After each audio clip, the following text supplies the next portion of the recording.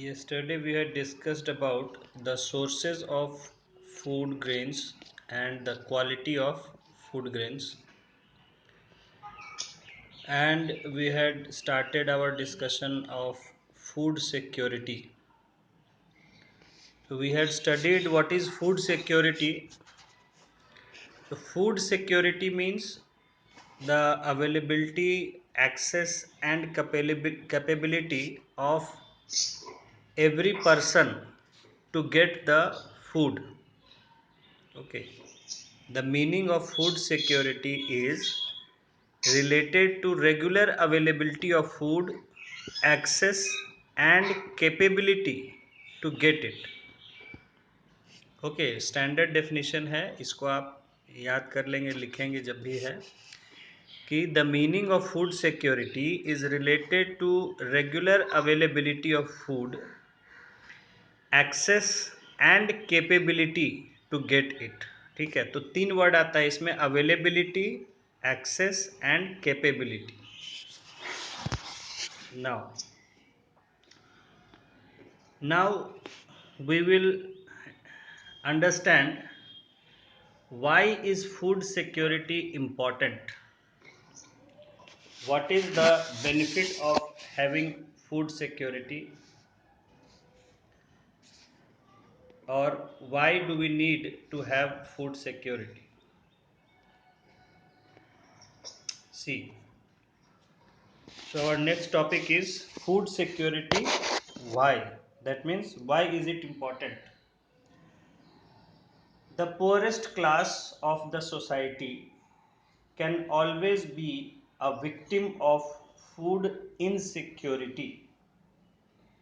देखिए, सिक्योरिटी का मतलब होता है सुरक्षा और इनसिक्योरिटी मीन्स असुरक्षा, यानी जहाँ कोई डर होता है, आशंका होती है। तो कहा जा रहा है कि the poorest class of the society can always be a victim of food insecurity, यानी कि जो हमारे समाज का जो सबसे गरीब वर्ग है, सबसे कमज़ोर वर्ग है, वो हमेशा फूड इनसिक्योरिटी का शिकार होता है, यानी उसके पास कभी भी फूड सिक्योरिटी नहीं होती। कभी भी फूड सिक्योरिटी नहीं होती, इसका मतलब क्या है कि कभी भी, मतलब उसके लाइफ, अलोंग द लाइफ, कभी भी उसे ऐसा नहीं है कि उसके लिए हमेशा भरपेट भोजन सुरक्षित है या उसे मिलेगा ही। He never has the security of food, कि हाँ आज उसे पता है कि आज मुझे खाना मिलेगा ही, कल मुझे खाना भरपेट मिलेगा ही। तो the poor, they never know when they will get food or not, or even if they get food, will it be according to their need or not। जितना उनका ज़रूरत है, भूख है, उस हिसाब से उन्हें खाना मिलेगा या नहीं। But when the nation is under the grip of earthquake, drought, flood, tsunami, and condition of famine due to bad crop, even the people above poverty line of the society can be affected from food insecurity। कहा जा रहा है कि आम, मतलब in normal conditions the poor people they face food insecurity, that means lack of food, but in crisis time, in case of some problems or these natural calamities like floods, droughts, famines, earthquake, tsunami, etc. So in these cases, even those people who are above poverty line, that means they are well off, they are rich, and still they also face the problem of food security, that is they also have lack of food। The meaning of food security in the decade of 1970 was adequate ever availability of staple food. UN 1975, यानी कि according to the United Nations जो 1975 में उन्होंने definition दिया था food security का, in short it was adequate ever availability of staple food. ठीक है, देखिए इसमें क्या क्या वर्ड यूज किया है. एडिक्वेट, एडिक्वेट का मतलब सही मात्रा में जितना रिक्वायर्ड है. एडिक्वेट. एवर अवेलेबिलिटी, एवर मतलब हमेशा, अवेलेबिलिटी मतलब मिलना, क्या, ऑफ स्टेपल फूड, जो स्टेपल फूड होता है, the food which is the main constituent which provides energy. मैंने बताया था staple food mostly all over the world it is food grains और the main part of the food. तो UN का जो डेफिनेशन दिया गया फूड सिक्योरिटी का 1975 में, तो वहां क्या वर्ड यूज किए, एडिक्वेट, यानी सही मात्रा में, न कम और न ज्यादा. एडिक्वेट एवर अवेलेबिलिटी यानी लगातार मिलते रहना, ऑफ स्टेपल फूड जो मुख्य आहार है, the main food. Amartya Sen added a new dimension to food security and emphasized on the access to food on the basis of entitlement.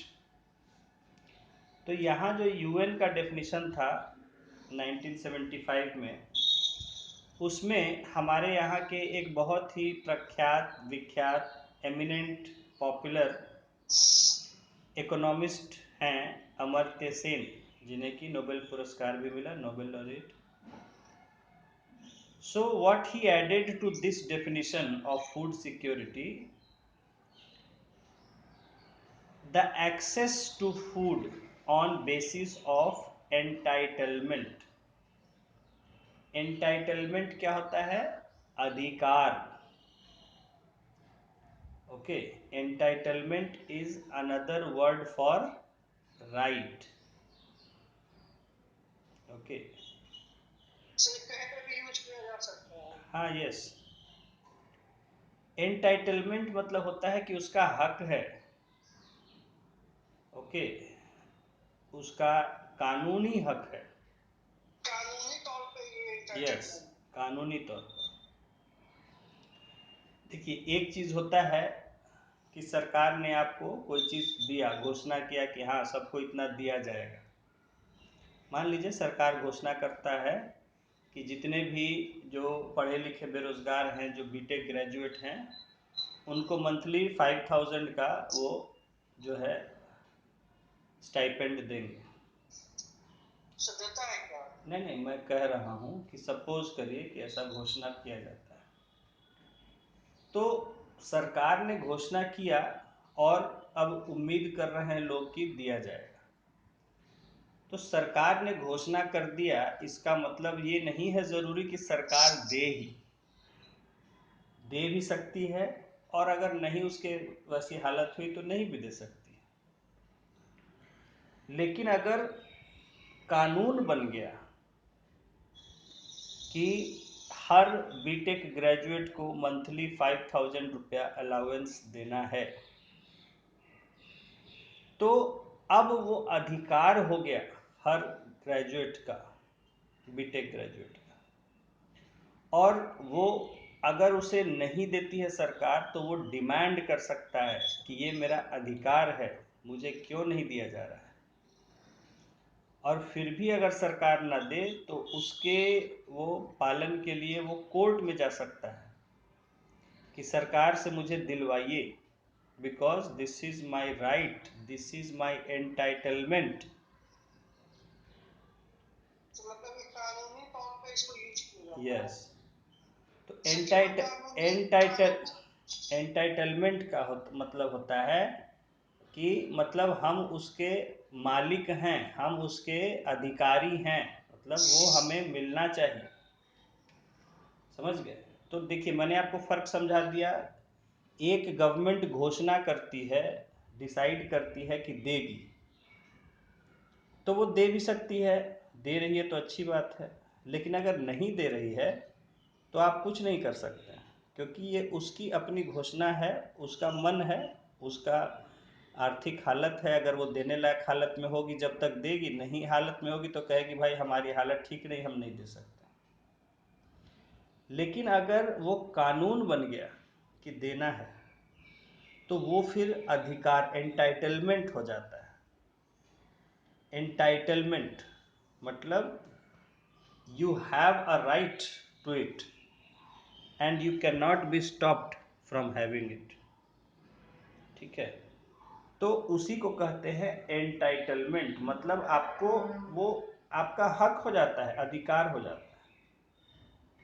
तो यहाँ पर, और उसका अगर नहीं देता है जिसको देना है, तो आप उसके लिए मतलब जहाँ भी कहीं जा सकते हो उसको पालन करवाने के लिए, कि देना है तो देना है, जो भी हो। मतलब कानूनी तौर पर के मतलब है ना? हाँ, नॉर्मली कानूनी तौर पर ही होता है। तो यहाँ पर अमर्त्य सेन जी ने जो है उसमें फूड से, देखिए यहाँ पर यूएन ने क्या कहा कि adequate ever availability of staple food, यानी कि सही मात्रा में हमेशा जो मेन पार्ट है फूड का। आपको ये नहीं क्लेम कर सकता है कि भाई हमको साल भर पिज़्ज़ा चाहिए, वो सरकार को देना होगा। तो पिज़्ज़ा खिलाने के लिए सरकार जो है वो बाउंड नहीं है। लेकिन जो स्टेपल फूड है, that means in India our staple food is food grains. तो फूड ग्रेन्स वो देने के लिए, yes yes, the main part which is regularly taken by most of the people, और जो हमारी भूख मिटाने के लिए और हमारा मेन जो फूड का ज़रूरत है उसको पूरा करने के लिए हम खाते हैं। जैसे कहीं आप जाएंगे तो वहाँ का स्टेपल फूड व्हीट होगा, गेहूँ होगा। कहीं आप जाएंगे तो वहाँ का स्टेपल फूड राइस होगा। जैसे बिहार की बात करें तो बिहार का स्टेपल फूड जो है वो राइस है। उड़ीसा चले जाइए, झारखंड चले जाइए, छत्तीसगढ़ चले जाइए, ये सब जगह जो है, बंगाल चले जाइए, स्टेपल फूड क्या है? राइस। ठीक है? लेकिन वहीं दूसरी जगह आप महाराष्ट्र चले जाइए, ठीक है, तो वहाँ का स्टेपल फूड रोटी है, या मतलब व्हीट या मिलेट्स। तो the main part of food which is consumed by most of the people for their food।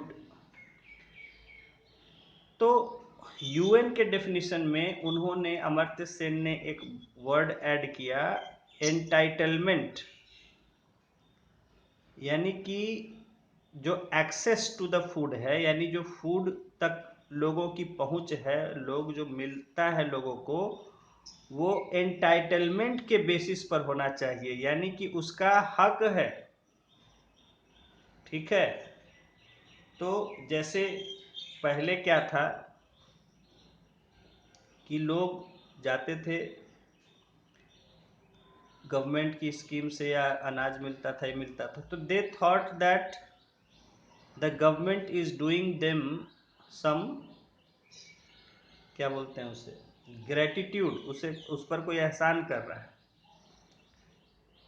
तो वहाँ पर है कि भाई वो मांगता था, आदमी लेता था, और उसे लगता था कि ठीक है दे दे तो अच्छा है, नहीं देगा तो क्या करेंगे, है ना? तो they were on the pleading terms, they used to request, they used to plead that please give us, please give us. But Amartya Sen said that no, it should be on the basis of entitlement।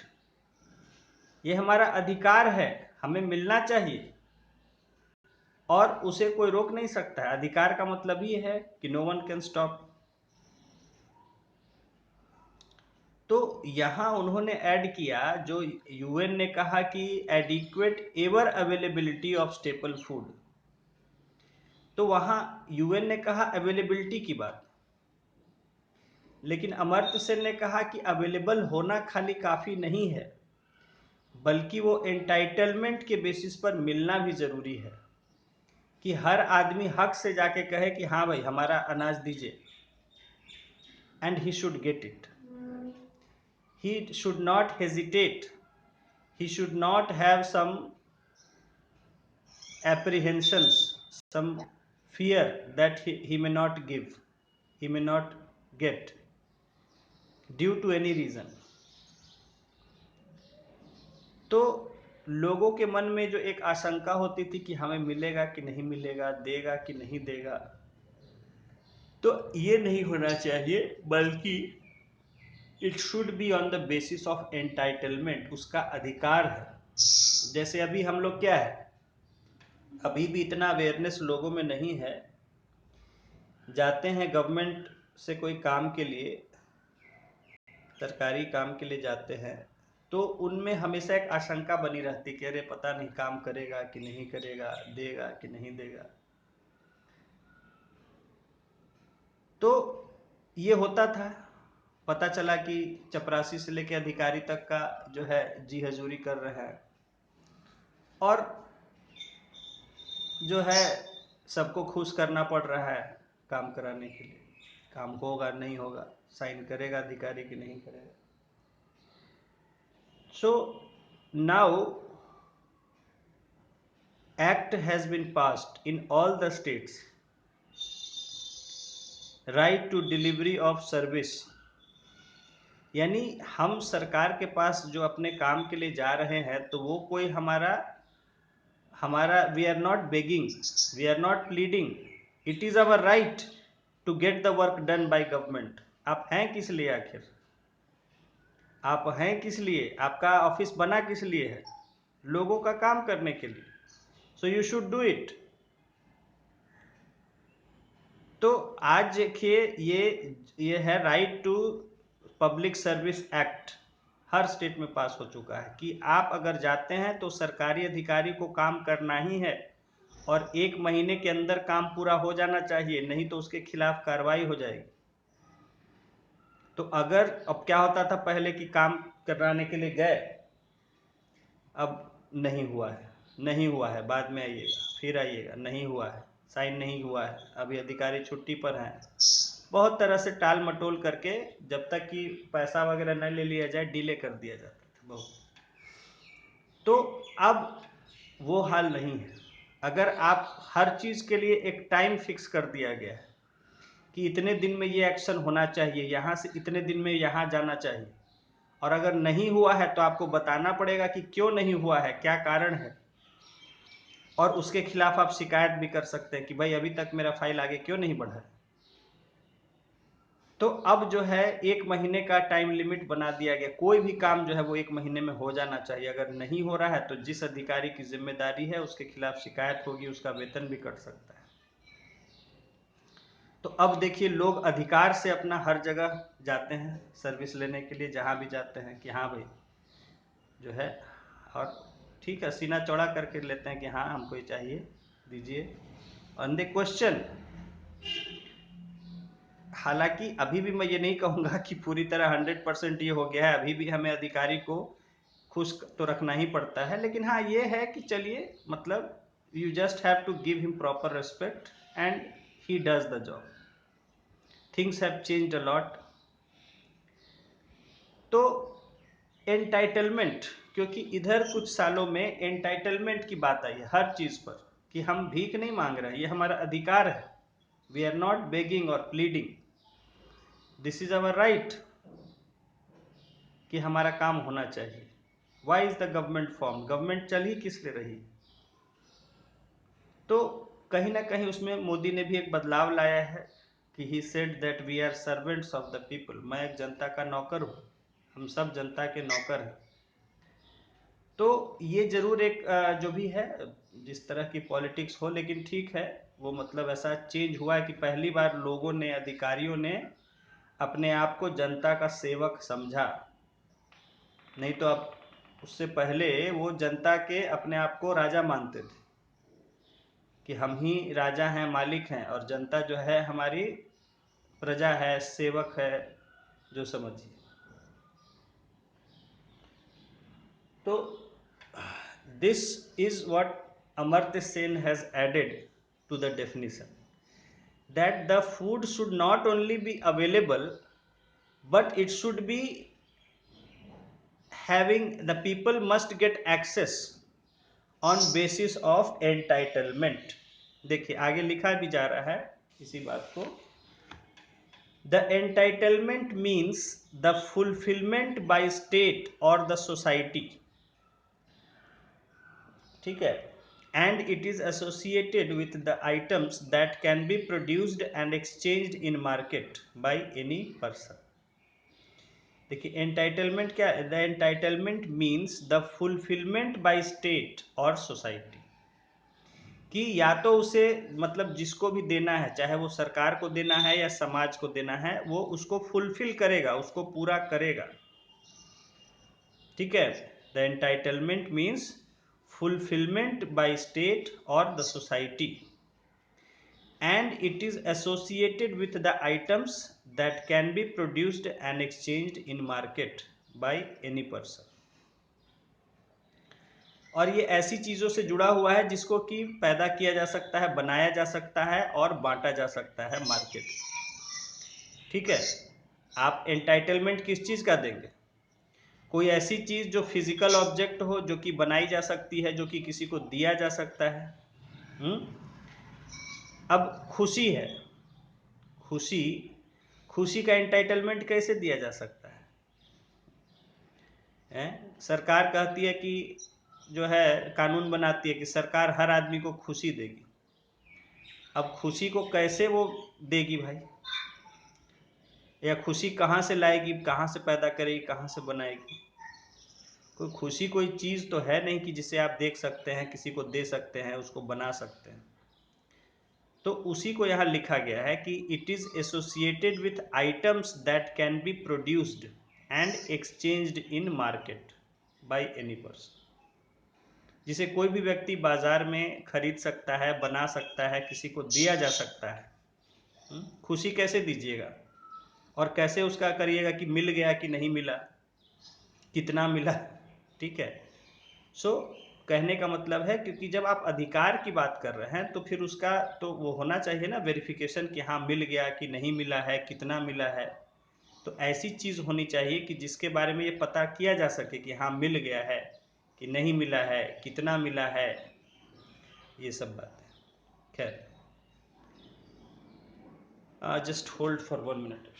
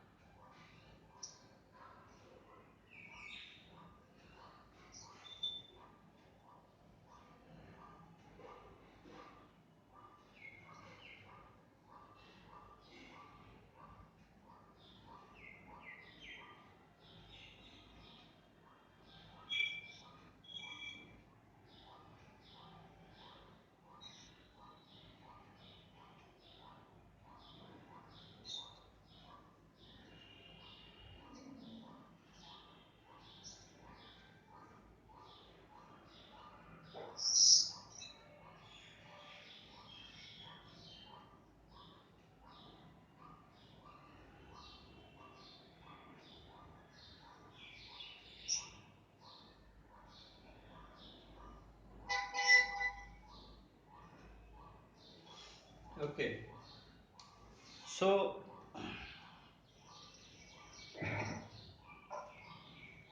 we have to remember this, that Amartya Sen added the word access on the basis of entitlement.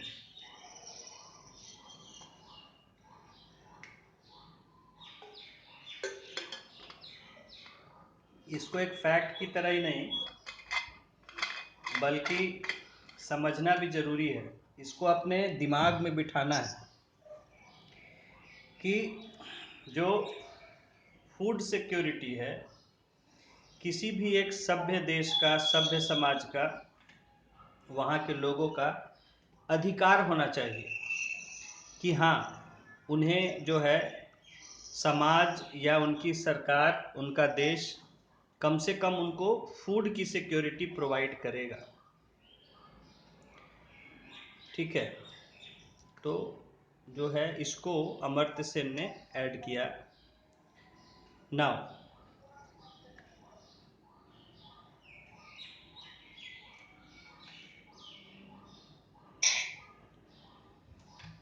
accordingly the meaning of food security has considerably changed।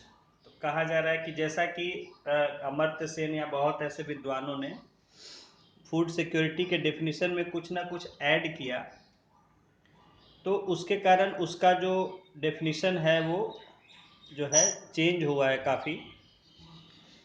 In the world food summit 1995 a declaration was made that lay the foundations for diverse path to a common objective। तो 1995 में world food summit हुआ, यानी कि food के जो है मुद्दे पर पूरी दुनिया के देशों का एक सम्मेलन हुआ, समिट हुआ, मीटिंग हुआ। और समिट वर्ड हम जब यूज़ करते हैं तो समिट का मतलब होता है a conference of the top people. जो सबसे टॉप पर लोग होते हैं देशों में, उनकी समिट का मतलब होता है a meeting of the top. तो जैसे कि देशों की बात करें तो देशों, हाँ, देशों के टॉप पर कौन होते हैं? या तो प्राइम मिनिस्टर्स होते हैं या प्रेसिडेंट्स होते हैं। तो यानी कि ये मीटिंग जो थी फूड के मुद्दे पर, पूरे दुनिया के जो देश के जो प्राइम मिनिस्टर्स या प्रेसिडेंट्स थे उनकी मीटिंग थी। समझ गए? हमेशा समिट वर्ड आएगा तो समिट का मतलब होता है कि जो भी उस फील्ड का टॉप आदमी है उसका, उन सब का मीटिंग।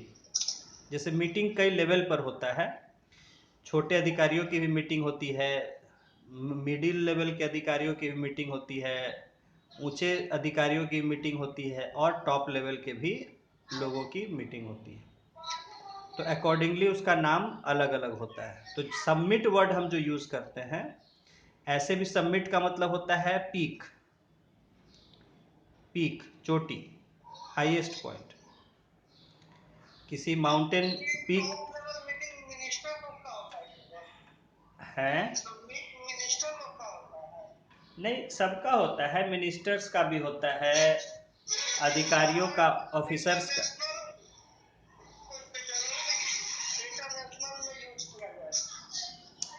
हाँ, जरूरी नहीं है।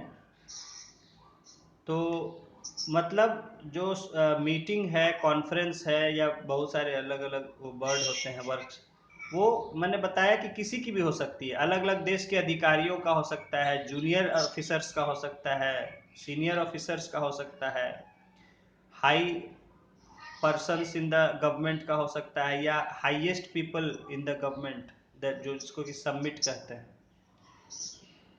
तो ये ध्यान रखना है, 1995 में वर्ल्ड फूड समिट हुआ था। फूड के मुद्दे पर जो है, फूड सिक्योरिटी के मुद्दे पर एक्चुअली ये कॉन्फ्रेंस हुआ था, समिट हुआ था। और वहाँ पर कहा जा रहा है कि अ डिक्लेरेशन वाज मेड, एक घोषणा की गई थी, डिक्लेरेशन घोषणा, that lay the foundations for diverse paths to a common objective. तो जो घोषणा की गई उसने एक रास्ता, एक नींव बनाया था, एक नींव बनाई थी कि एक कॉमन ऑब्जेक्टिव, जो सबका एक कॉमन लक्ष्य था, उसके लिए अलग अलग रास्ते, डाइवर्स पाथ्स, मतलब अलग तरह के रास्ते, हर देश का अपना अलग रास्ता है, लेकिन लक्ष्य वही है। क्या है? Food security. हर देश का यही सोच होती है कि हम अपने लोगों को कैसे भरपेट खाना प्रोवाइड करें कम से कम, लेकिन उसके तरीके अलग हो सकते हैं, उसके रास्ते हर देश के लिए अलग हो सकते हैं। तो वही यहाँ कहा जा रहा है कि 1995 के वर्ल्ड फूड समिट में घोषणा की गई, और उस घोषणा से जो है उसने नींव रखी एक कॉमन ऑब्जेक्टिव की, यानी कि सभी देशों के लिए कॉमन ऑब्जेक्टिव होगा। हाँ, रास्ते अलग अलग हो सकते हैं, तरीके अलग अलग हो सकते हैं। क्या घोषणा थी? The existence of food security is at the individual, household, national, regional and global levels. देखिए, समझिएगा एक एक सेंटेंस को। कहा जा रहा है कि the existence of food security is at the individual, household and national, regional and global levels. यानी कि जो फूड सिक्योरिटी है, खाने की जो सिक्योरिटी है, ये हर जगह पर है। मतलब कि ये एक इंडिविजुअल लेवल पर भी है, यानी एक व्यक्ति के स्तर पर है, हाउस होल्ड यानी एक परिवार के स्तर पर है, नेशनल एक देश के स्तर पर है, रीजनल यानी कि एक दुनिया के, मतलब रीजन के यानी एक क्षेत्र के स्तर पर भी है, एंड ग्लोबल यानी पूरी दुनिया के स्तर पर भी है। यानी फूड सिक्योरिटी को हमें इन सभी लेवल्स पर इंश्योर करना है, सुनिश्चित करना है। इंडिविजुअल यानी कि एक व्यक्ति, हर व्यक्ति को भोजन खाना मिलना चाहिए, और अगर नहीं मिले तो वो उसको क्लेम कर सके, उसको मांग कर सके। तो ये तो हुआ इंडिविजुअल लेवल पर। हाउस होल्ड लेवल पर उसी तरह हर परिवार की फूड सिक्योरिटी होनी चाहिए। परिवार के लेवल पर भी उसका वेरिफिकेशन होना चाहिए कि हाँ भाई,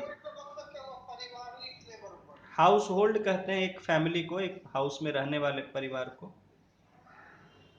देन नेशनल यानी कि राष्ट्र, देश के स्तर पर, कि एक किसी देश में फूड सिक्योरिटी होना चाहिए, ठीक है। और रीजनल मतलब रीजन, जैसे एशिया रीजन है, यूरोप रीजन है, साउथ एशिया रीजन है, साउथ अमेरिका एक रीजन है। तो रीजनल लेवल पर भी होना चाहिए फूड सिक्योरिटी, एंड ग्लोबल, और ग्लोबल लेवल पर भी होना चाहिए, होता है। Food security exists when all people at all times have physical and economic access to sufficient, safe and nutritious food to meet their dietary needs and food preferences for an active and healthy life।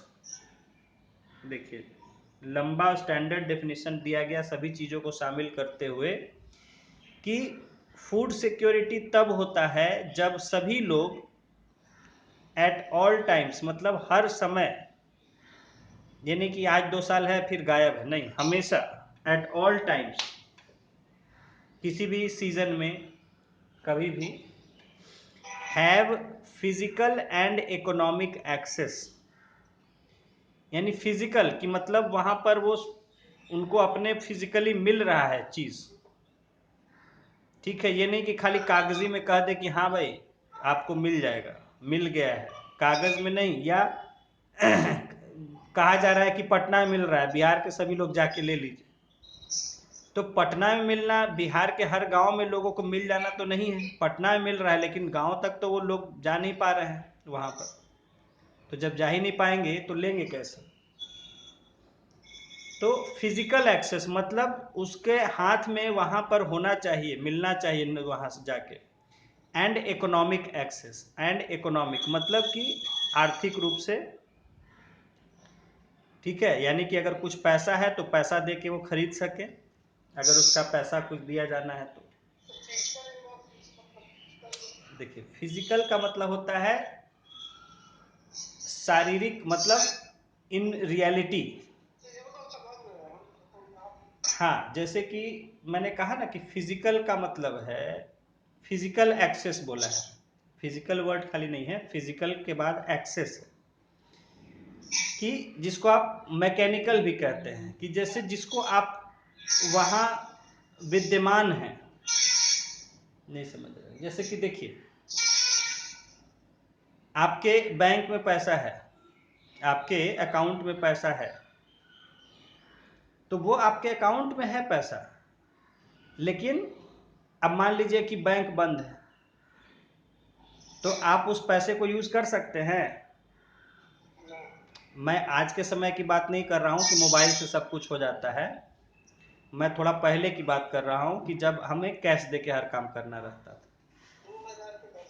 तो अगर आपके account में पैसा है, आपको access है, जब चाहे आप निकाल सकते हैं, यूज कर सकते हैं, लेकिन बैंक अभी बंद है, तो क्या करिएगा? तो पैसा होते हुए भी आप उसको फिजिकली एक्सेस नहीं कर सकते हैं, ठीक है? उसी तरह मान लीजिए आपके घर में पैसा रखा हुआ है आपने, लेकिन वो अलमीरा में बंद है और अलमीरा की चाबी किसी और के पास है, तो आप उसको यूज कर सकते हैं? नहीं यूज कर सकते। तो फिजिकल एक्सेस का मतलब हुआ कि आसानी से उसके हाथ में आ जाना, उसको मिल जाना। समझ रहे हैं? क्योंकि आपको अगर कोई सामान खरीदना है तो आपको कैश उसको अपने हाथ से उसको देना पड़ेगा, कहने से भी काम नहीं चलेगा, हाँ भाई दे देंगे या दे दिया है, आपको उसको वहां जाके उसके हाथ में देना पड़ेगा। तो यही चीज है फिजिकल एक्सेस, मतलब कि कोई भी व्यक्ति खाना जहां से भी उसको मिल रहा है फूड, वो उसको जाके उसको ले सके, उसके हाथ में पहुंच सके। ऐसा नहीं कि हाँ हाँ हाँ मिल जाएगा मिल जाएगा कह रहे हैं, आ गया है आपके अकाउंट में, अरे आ गया है तो हमको मिलेगा तब ना खाएंगे, कि आने से मेरा पेट भर जाएगा। तो आर दे, जो आपको मैंने वहां पीछे किया बात आई थी, कैपेबिलिटी जो वर्ड आया था, कि कैपेबिलिटी टू गेट इट, तो फिजिकली मिलना भी चाहिए, physical access and economic access. तो फिजिकल एक्सेस का मतलब हुआ कि वो उसके हाथ में वहां मिलना चाहिए, एंड इकोनॉमिक एक्सेस की मतलब अगर उसको वो जो है इकोनॉमिकली यूज कर सके, हाँ आर्थिक रूप से, कि मतलब कि ठीक है, मान लीजिए सरकार कह रहा है कि उसका जो है मतलब 1 रुपया किलो हम चावल देंगे भाई गरीबों को, तो वो 1 रुपया उसके पास होना चाहिए, और वो 1 रुपया दे तो उसको मिल जाना चाहिए, ठीक है? ये नहीं कि आपने कह दिया 1 रुपया, लेकिन 1 रुपया भी नहीं है लोगों के पास, तो वो कहाँ से खरीदेंगे?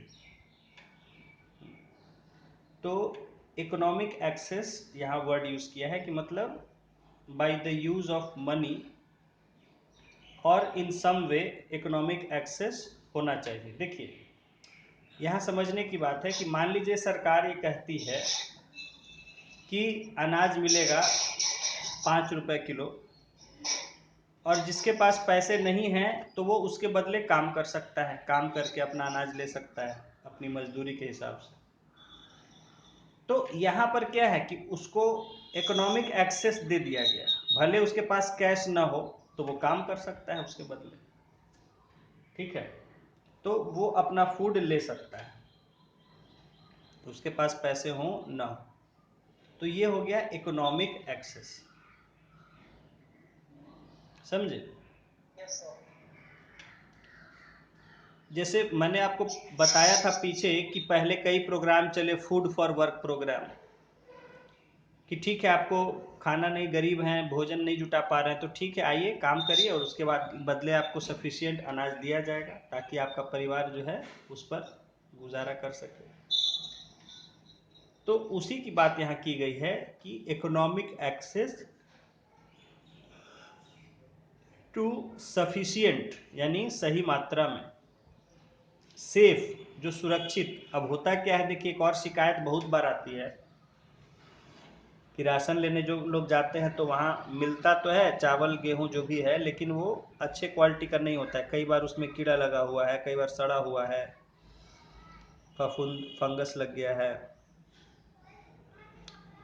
तो ये बहुत शिकायत आती है कि भाई सरकार जो फ्री में देती है उसमें जो है शिकायत रहता है, क्वालिटी नहीं ठीक रहता है, डैमेज रहता है। और वही जो अगर उसको कुछ पैसे लेके रेट पर देती है तो वहाँ दम फ्रेश रहता है। ठीक है, तो वहाँ पर ये बात कहा गया कि सेफ होना चाहिए, जो फूड मिल रहा है वो सेफ, वो लो क्वालिटी का नहीं होना चाहिए। देखिए अक्सर शिकायत होता है कि गवर्नमेंट, देखा है हमने गवर्नमेंट स्कूल्स में कि भाई खाना में कीड़ा निकल रहा है, तो चावल में कीड़ा निकल रहा है, तो दाल में कीड़ा निकल रहा है, मिलावट किया हुआ है, लो क्वालिटी का है।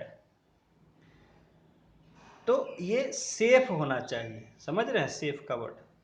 पहला बात है जो फूड है वो सफिशिएंट होना चाहिए, उचित मात्रा में, सेफ होना चाहिए एंड न्यूट्रिशस फूड, और उसमें पौष्टिकता भी होनी चाहिए। ऐसा नहीं होना चाहिए कि चावल खा रहे हैं उससे कुछ एनर्जी नहीं मिल रहा है, खाने के बाद भी कोई ताकत नहीं देह में आ रही। उसमें प्रॉपर न्यूट्रिशन होना चाहिए, यानी कि जो भी उसमें न्यूट्रिएंट्स होना चाहिए वो उसमें हो। तो nutritious food to meet their dietary needs and food preferences for an active and healthy life. तो एक एक्टिव यानी काफ़ी कामकाज से भरा हुआ, एंड हेल्दी लाइफ, स्वस्थ जीवन जीने के लिए जो लोगों की खाने की प्रेफरेंसेस हैं, यानी कि जिस तरह का लोग खाना खाते हैं, इस्तेमाल करते हैं, और उनकी भोजन की ज़रूरत, डाइटरी नीड्स, यानी कि उनके जो उनके एनर्जी रिक्वायरमेंट, जो फूड की रिक्वायरमेंट है उसके अनुसार। ठीक है, तो यहाँ पर देखिए फिर से देखते हैं फूड सिक्योरिटी का क्या डेफिनेशन हुआ कि फूड सिक्योरिटी जो है वो तब हम कहते हैं कि है जब हर व्यक्ति को, चाहे वो इंडिविजुअल लेवल पर हो, हाउस होल्ड लेवल पर हो, नेशनल, रीजनल और ग्लोबल लेवल पर हो, जब हर व्यक्ति को हर समय जो है अपने एक एक कामकाज से भरा हुआ और स्वस्थ जीवन जीने के लिए जो उसके खाने पीने की इच्छाएं हैं और जो उसकी ज़रूरतें हैं उसके अनुसार उसको फूड सफिशिएंट, सेफ और न्यूट्रिशस फूड, यानी सही मात्रा में, सही क्वालिटी का और सही न्यूट्रिशन का फूड जो है उस तक वो फिजिकल और इकोनॉमिक एक्सेस है, यानी जब चाहे वो उसको ले सकता है। अब जैसे मान लीजिए कि राशन की दुकान है, महीने में 2 ही दिन खुलती है। अब जिसका भूख लग गया वो क्या करेगा, अगले महीने जब 2 दिन खुलेगा तब जाके, तो वहाँ उसको फिजिकल एक्सेस नहीं है, उसको फिजिकल एक्सेस नहीं है। तो समझ गए, फिजिकल एक्सेस का मतलब कि जो हमारे लिए कभी भी जाना संभव हो, कि जाके उससे हम ले सके अपने हाथ में। तो ऐसे जो है सफिशिएंट, सेफ और न्यूट्रिशस फूड जो उनके खाने की ज़रूरत को पूरा करता हो और उनके खाने की इच्छाओं को के अनुसार हो। क्योंकि देखिए व्यक्ति का एक खाने की इच्छा भी होती है। अब बंगाल के लोग जो हैं वो मछली भात बहुत खाते हैं। अब उनको आप जाके दे दीजिए पनीर तो नहीं खा पाएंगे, उनको आप जाके दे दीजिए दाल तो नहीं खा पाएंगे। उनको मछली ही भात खाने की आदत है, और इसलिए उनको जो मिलना चाहिए तो वो मछली ही के रूप में या भात के रूप में मिलना चाहिए। तो ये है यहाँ फूड प्रेफरेंसेस की बात कही जा रही है। क्योंकि दूसरा चीज़ आप उसको दीजिएगा तो वो खा नहीं पाएगा ठीक से, उसको यूज़ नहीं कर पाएगा, उसको खा नहीं पाएगा। तो ये कहा जा रहा है कि फूड सिक्योरिटी का मतलब है कि जो किसी भी, हर व्यक्ति की हर समय, जिस समय भी, यानी हर समय थ्रू आउट हिज लाइफ, उसको सफिशिएंट, सेफ और nutritious food according to his dietary needs and food preferences to live an active and healthy life, ऐसे फूड तक हमेशा उसको एक्सेस हो, फिजिकल और इकोनॉमिक एक्सेस, तो तब हम कहेंगे कि हाँ भाई फूड सिक्योरिटी वहां पर है। In addition, in the declaration it is affirmed that eradication of poverty is critical to improve access to food. तो ये जो घोषणा की गई, अभी हमने जो डेफिनेशन देखा, इसके अलावा भी वो जो घोषणा हुई थी उसमें एक और बात कही गई थी कि eradication of poverty is critical to improve access to food, कि अगर हमें लोगों तक खाने की जो पहुंच है उसको अगर बढ़ाना है तो उसके लिए गरीबी को ख़त्म करना बहुत ही ज़रूरी है। अगर हमें चाहते हैं कि लोगों को खाना मिल सके, उन तक पहुंच सके खाना, तो उसके लिए ज़रूरी है कि हम गरीबी को दूर करें, ख़त्म करें। भाई सही बात है कि अगर एक व्यक्ति बहुत ही गरीब होगा तो हो सकता है, देखिए होता क्या है कि मान लीजिए गांव में रह रहा है आदमी और कहीं शहर में जो है कुछ मिल रहा है, राशन मिल रहा है, जो भी मिल रहा है, या दूर गांव में बगल दूसरे गांव में मिल रहा है, तो फूड तो उसको फ्री में मिल रहा है, लेकिन कई बार वो इतना गरीब होता है कि उसके लिए वहां तक आने जाने का किराया भी भारी होता है और वो जा नहीं पाता है उस किराए की वजह से। तो सरकार ने फूड तो दे दिया, अवेलेबल करा दिया, लेकिन वहां तक आदमी पहुंच ही नहीं सकता है, जाके ले ही नहीं सकता है।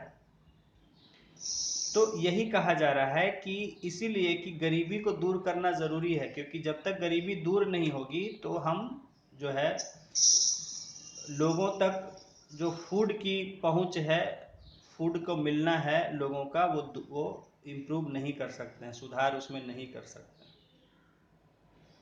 अभी मैंने आपको एग्जांपल दिया कि फूड तो फ्री मिल रहा है, लेकिन गरीबी इतनी है कि उसके लिए आने जाने का किराया जो है वो भारी है, तो वो जा ही नहीं पाता है और भूखा रहना पड़ता है इस वजह से। सो ये फूड सिक्योरिटी की बातें कब चल रही थी? 1995 के वर्ल्ड फूड समिट में चल रही थी। हमारी भी सरकार ध्यान दे रही थी और इसके लिए बाद में एक मिशन लॉन्च किया गया, नेशनल फूड सिक्योरिटी मिशन। पहले जो है पब्लिक डिस्ट्रीब्यूशन सिस्टम, जिसे राशन कहते हैं, राशन सिस्टम, पीडीएस, तो पब्लिक डिस्ट्रीब्यूशन सिस्टम पीडीएस तो चल रहा था बहुत सालों से। तो अब जो है एक नया वो कहा गया, जैसा कि अमर्त्य सेन लोगों ने कहा कि ये खाली सरकार की कोशिश नहीं होनी चाहिए, ये लोगों को एक सुविधा नहीं मिलनी चाहिए, बल्कि उनका अधिकार होना चाहिए, इस तरह से मिले कि वो हक से ले सकें, किसी को ये मन में संदेह ना हो, हिचकिचाहट ना हो कि हमें मिलेगा कि नहीं।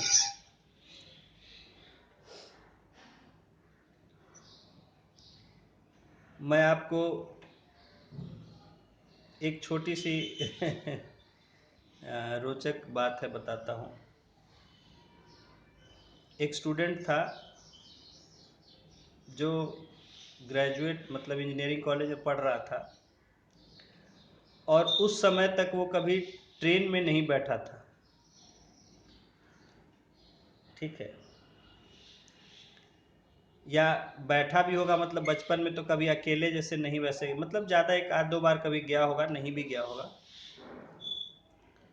तो ये लोग कॉलेज में थे, दोस्त लोग, कई सोचे कहीं जाना है तो वो लोग गए कि भाई सुना है ट्रेन जाती है वहाँ, तो ट्रेन पर जाते हैं, वहाँ गया ट्रेन में तो बैठ गया किसी डब्बे में।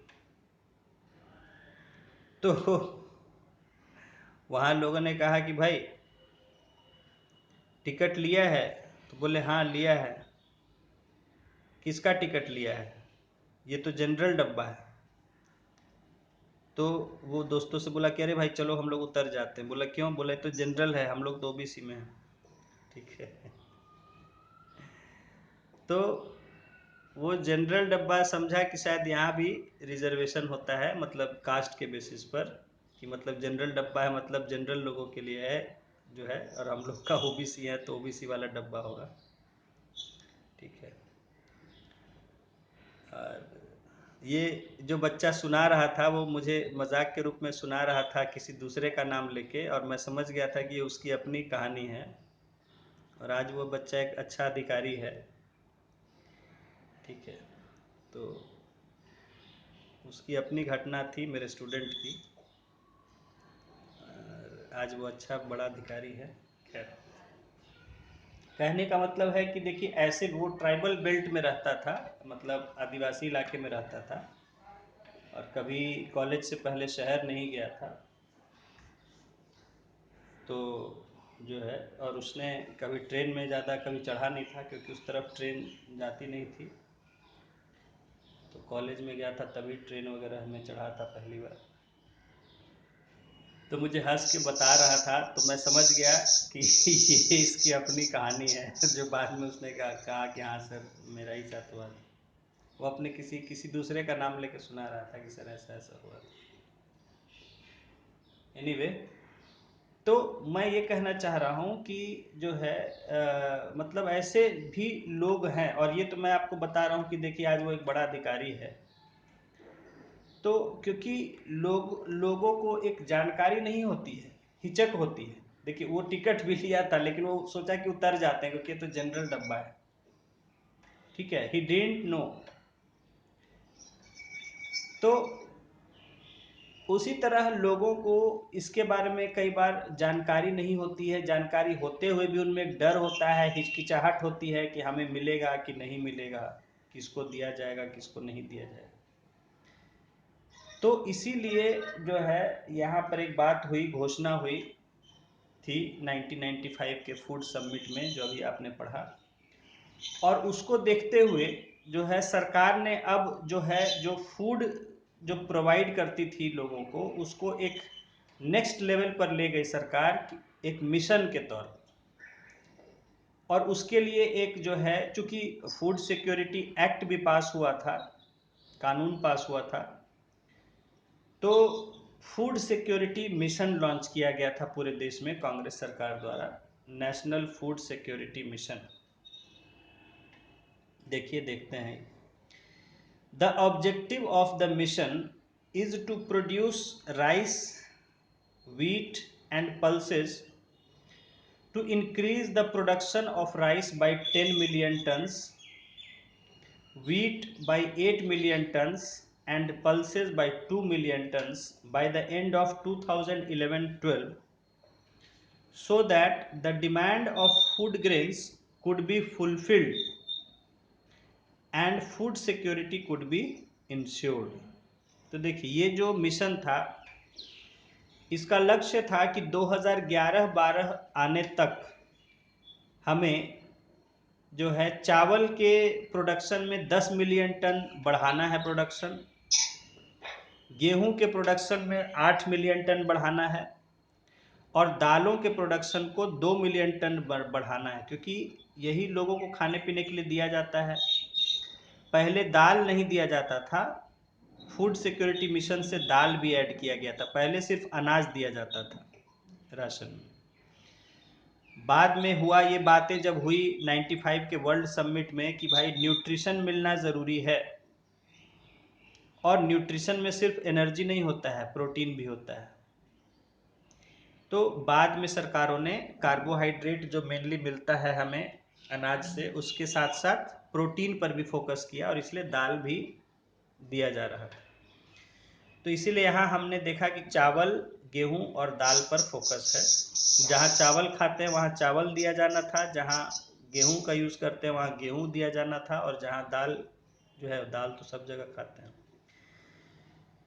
तो ये लक्ष्य रखा गया था इस मिशन का कि 2011-12 तक, ठीक है, जो है हमें इतना इतना चावल का 10 मिलियन टन, गेहूं का 8 मिलियन टन और दालों का 2 मिलियन टन प्रोडक्शन बढ़ाना है, so that the demand of food grains could be fulfilled and food security could be insured, ताकि जो लोगों की जो ज़रूरत है, जो उनकी मांग है खाने की सरकार से, उसको पूरा किया जा सके, यानी सब लोग को खाना मिल सके, अनाज भोजन दाल मिल सके, और food security could be insured, और ये सुनिश्चित किया जाए कि देश में फूड की सिक्योरिटी हो, यानी सभी को फूड जितना ज़रूरत है, जब जैसा ज़रूरत है वैसा उसको अपने पसंद के हिसाब से स्वस्थ रहने के लिए दिया जा सके। सम एरियाज, नहीं sorry, 250 lakh farmers are expected to be benefited in 250 districts of 16 states in the country। तो इस जो मिशन है, इसके तहत किसानों की कुछ मदद की जा रही थी ताकि वो ज़्यादा से ज़्यादा अपना प्रोडक्शन बढ़ा सकें। तो इस मिशन के तहत देश के 16 राज्यों के 250 जिलों में 250 लाख किसानों, यानी 2.25 करोड़ किसानों को फायदा पहुंचाने का टारगेट था।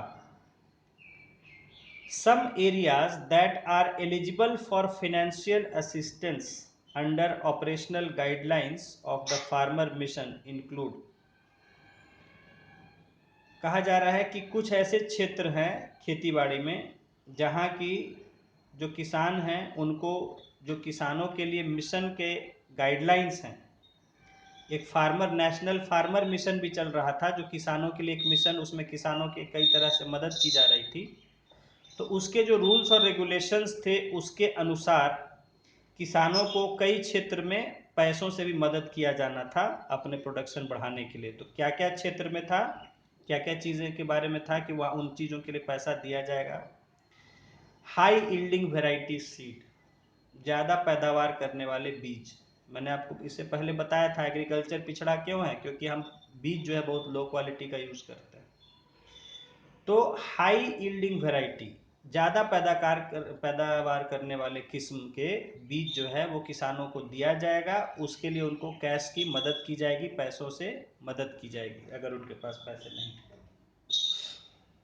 सेकंड है फार्म मशीनरी, खेतों में इस्तेमाल होने वाले मशीनें जो है उनको खरीदने में भी मदद करेगी सरकार, पैसों से मदद करेगी किसानों की। वाटर मैनेजमेंट एट फील्ड, खेत में पानी का प्रबंधन मैनेजमेंट करना। मैंने आपको बताया था वाटर मैनेजमेंट के बारे में कि हम स्प्रिंकलर सिस्टम यूज़ कर सकते हैं, ड्रिप इरिगेशन यूज़ कर सकते हैं, या और तरह के हम इरिगेशन इम्प्रूव करने के लिए मोटर पंप ट्यूबवेल इस सब का इस्तेमाल कर सकते हैं। तो ऐसा कुछ भी सिस्टम बनाने के लिए या लेने के लिए अगर पैसों की ज़रूरत है तो वहाँ सरकार मदद करने की तय की थी।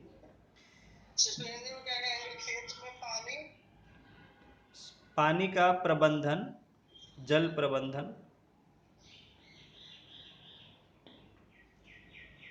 प्रबंध करना यानी सही से उसका इस्तेमाल करना, जिसको मैनेज करना, सही से इस्तेमाल।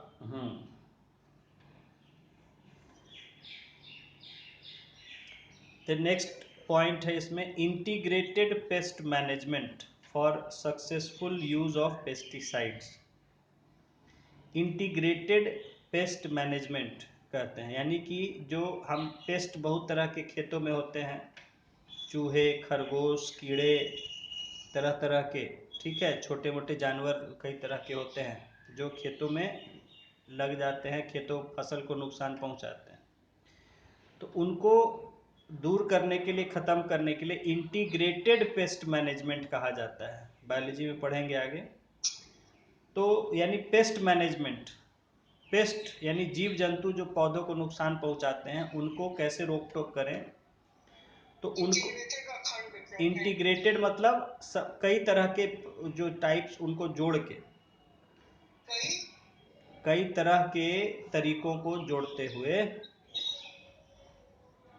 जैसे पेस्ट मैनेजमेंट जो होता है, अब पेस्ट है तो पेस्ट में अगर चूहा है तो चूहा के लिए अलग तरह का तरीका यूज होता है, खरगोश है उसके लिए अलग होता है, कीड़ा है या ये सब हैं छोटे मोटे और चिड़िया हैं, जानवर हैं, तो हर के लिए अलग अलग तरीका होता है। तो पता चलता है कि कभी इसके लिए करो कभी उसके लिए करो। तो वही कहा जा रहा है integrated pest management.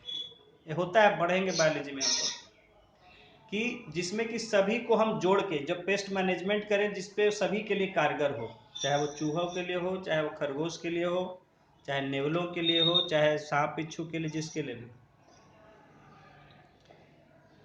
For successful use of pesticide, ताकि हम जो पेस्टिसाइड्स का यूज करते हैं यानी कि चूहों जानवरों को मारने वाली दवा का यूज करते हैं वो सही हमारा कामयाब हो सके। देन छोटे छोटे जानवर को तो क्या होगा, कीड़ा फतिंगा प्लस छोटे छोटे जानवर। हाँ,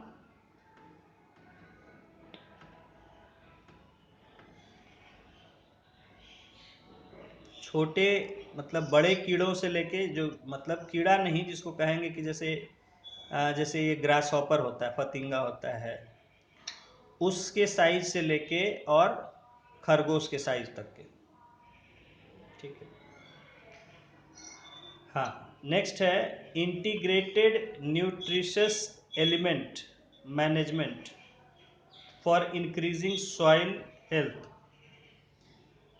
फिर यहाँ जो पॉइंट कहा जा रहा है कि इस मिट्टी की पैदावार को बढ़ाने के लिए, मिट्टी के स्वास्थ्य को सुधार करने के लिए, सॉइल हेल्थ का मतलब क्या है, मिट्टी की, और मिट्टी का स्वास्थ्य मतलब क्या है कि मिट्टी का क्वालिटी कैसा है, मिट्टी कितना पैदावार दे रही है, मिट्टी में कितना ह्यूमस है और न्यूट्रिएंट्स हैं। तो कहा जा रहा है कि इंटीग्रेटेड न्यूट्रिशंस एलिमेंट मैनेजमेंट, यानी कि हम इस तरह से मिट्टी को मैनेज करें कि उसमें जो भी न्यूट्रिएंट्स की ज़रूरत होती है उसको हम सही तरीके से पूरा कर सके। आपने पढ़ा है कि मिट्टी में भी जो है कैसे आखिर होता है, तो जो पौधे होते हैं उनको मिट्टी से न्यूट्रिएंट्स मिलते हैं, मैक्रो न्यूट्रिएंट्स, माइक्रो न्यूट्रिएंट्स आपने पढ़ा है, potassium, carbon, oxygen, sodium, magnesium, calcium, बहुत तरह के न्यूट्रिएंट्स जो है प्लांट्स मिट्टी से लेते हैं, मिट्टी से ही मिलता है जो मिलता है।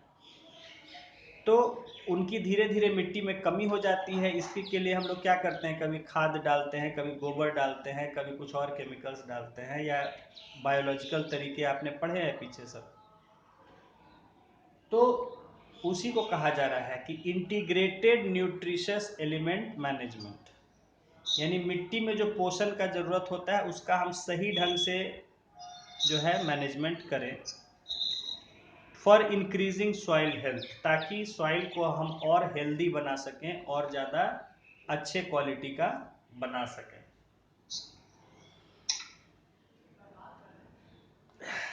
The following items are included in the other activities for providing benefit to farmers, और इसमें कुछ नीचे और जो है बातें दी जा रही हैं जो दूसरे गतिविधियों में शामिल किया गया था ताकि किसानों को फायदा हो सके। Presentation of advanced methods through field display, इसको समझेंगे। Presentation of advanced methods through field display, यानी खेती बाड़ी में यूज होने वाले एडवांस तरीके, नए तरीके, एडवांस तरीके को उसको प्रेजेंट करना, दिखाना। कैसे दिखाएगा, तो वो किसान को पीपीटी या प्रेजेंटेशन नहीं दिखा सकते, उसको खेत में करके दिखाना पड़ता है। तो उसके लिए छोटे छोटे खेत मेंटेन किए जाते थे इंस्टीट्यूट्स के द्वारा, एग्रीकल्चरल कॉलेजेस के द्वारा, और उन खेतों में वो करके दिखाया जाता है कि देखिए ये सब एडवांस टेक्निक्स है खेती करने का, आप कैसे कैसे करके आप अपना अच्छा फसल ले सकते हैं, नया नया फसल उगा सकते हैं, उससे ज़्यादा कमाई। तो फील्ड डिस्प्ले का मतलब हुआ फील्ड में एक्चुअली, यानी खेत में उसको डिस्प्ले करना, प्रेजेंट करना। तो डिस्प्ले मतलब प्रेजेंट करना, हाँ, डिस्प्ले मतलब दिखाना।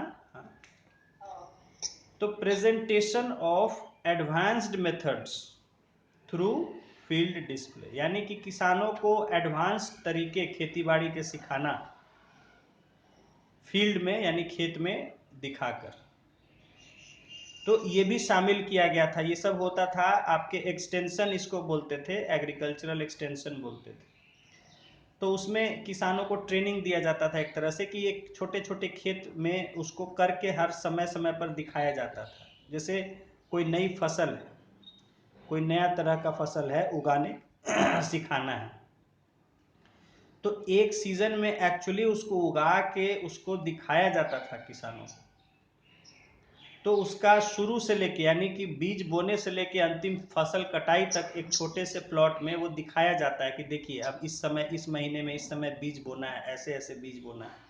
और वहाँ बुआई होती थी, फिर धीरे धीरे उसको जो भी काम, जैसे खेत होता है ग्रो करता है फसल, वैसे एक फसल जो है ग्रो करके पूरा, और किसानों को बुला के दिखाया जाता था कि देखिए ऐसे ऐसे ये फसल उगेगा और ऐसे ऐसे पकेगा, ऐसे ऐसे इसमें ये तब ये करना है, ये करना है। तो एक छोटे छोटे प्लॉट्स होते हैं ज़मीन के जहाँ खेती की जाए, वो उसमें करके दिखाया जाता है किसानों को सिखाने के, तो ताकि वो नई चीज़ों को समझ सके बिल्कुल कि कैसे करना है खेती, उसका तरीका क्या है। तो ये हो गया, किया जाता था, फर्स्ट पॉइंट है इसमें। और सेकंड पॉइंट है convening farmer field schools for providing extension support. देखिए वही बात आ गई जो मैंने आपको भी कहा, एक्सटेंशन की यहाँ बात आ गई। इसी को एक्सटेंशन कहा जाता था। जब खेतों में जाके किसानों को दिखाया जाता था तो उसको हम एग्रीकल्चरल एक्सटेंशन कहते हैं। एक मिनट।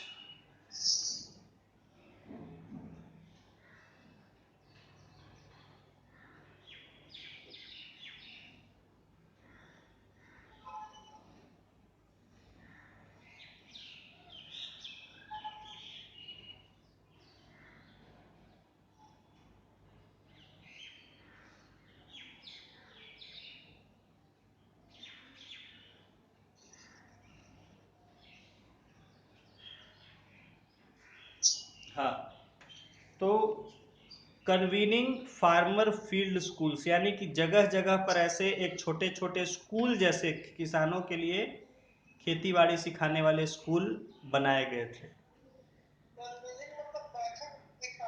कन्वीनिंग मतलब होता है ऑर्गेनाइज करना। हाँ, तो मतलब अब जो भी आयोजन किया जाए, बैठक बुलाई जाए या कोई सभा हो, कोई आयोजन नॉर्मली करने का, हाँ हाँ, आयोजन करना, यस। तो फार्मर्स को सिखाने के लिए, खेती बाड़ी सिखाने के लिए जो है छोटे छोटे स्कूल जगह जगह जो है बनाए गए थे, आयोजित किए गए थे। जैसे ये ऐसा नहीं होता, एक्सटेंशन सपोर्ट मतलब कि कृषि, खेती बाड़ी सिखाने के लिए। खेती बाड़ी सिखाने के लिए, हाँ। तो ये ऐसा नहीं होता था कि मतलब जो है ये जैसे कि अलग से स्कूल बनाया जाता था, मतलब वहाँ पर रेगुलरली जो कभी कभी उसकी मतलब मीटिंग टाइप की बुलाया जाता था और उनको बताया सिखाया जाता था, और वहाँ पर खेत जो होते थे उनमें खेत उनको दिखाया जाता था। तो एक तरह से वहाँ एक मतलब एक पार्ट टाइम स्कूल टाइप का वहाँ आयोजन किया जाता था किसानों को नए तरीके सिखाने करने के लिए।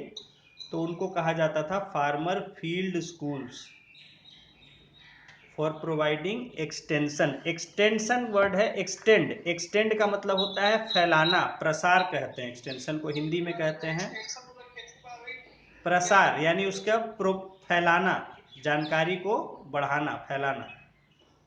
तो एग्रीकल्चर मतलब उसकी जानकारी फैलाने के लिए, उसकी जो जानकारी है, उसका जो नॉलेज है, जो स्किल है, उसको लोगों में और चारों तरफ बढ़ाने के लिए, फैलाने के लिए, ज़्यादा से ज़्यादा लोगों के बीच में उसकी जानकारी जा सके। तो वही है एक्सटेंशन, मतलब उसका कोई भी नई चीज़ की जानकारी है उसको फैलाना।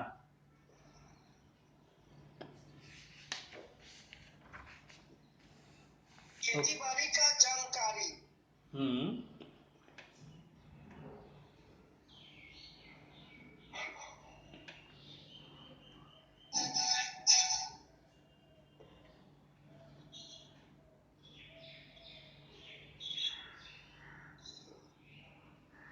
Okay. Now next is suggestions for food security. सुझाव देखिए, ये सब जो है दम आपको बोनस पॉइंट है, बोले आंसर है सीधे सीधे, आपको बढ़िया दम बना के प्रेजेंट किया गया है, टेबल पॉइंट वॉइंट सब बना के आपको दे दिया गया है। इन्हीं सब को उठा के पटक देना है वहाँ आंसर शीट में जो है, या बोल देना है इंटरव्यू।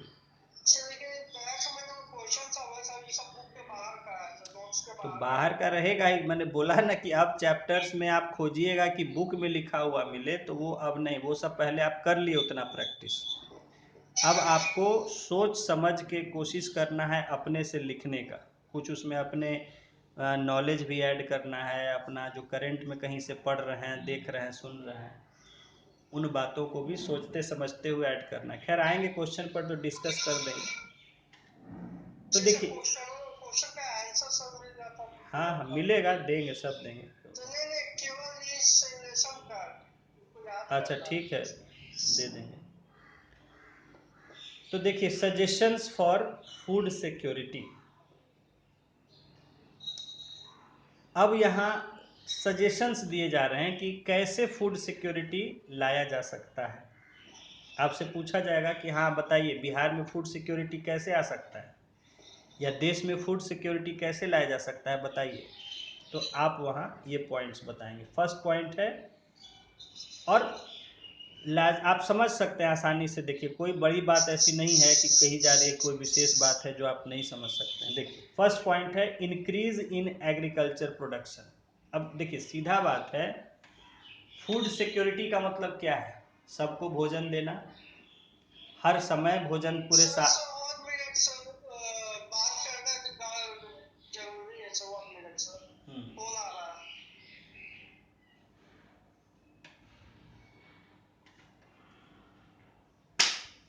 जिस व्यक्ति से बात कर रहे हैं उन्होंने आपके कॉल को होल्ड पर रखा है, कृपया लाइन पर बने रहिए। The person you are speaking with has put your call on hold. Please stay on.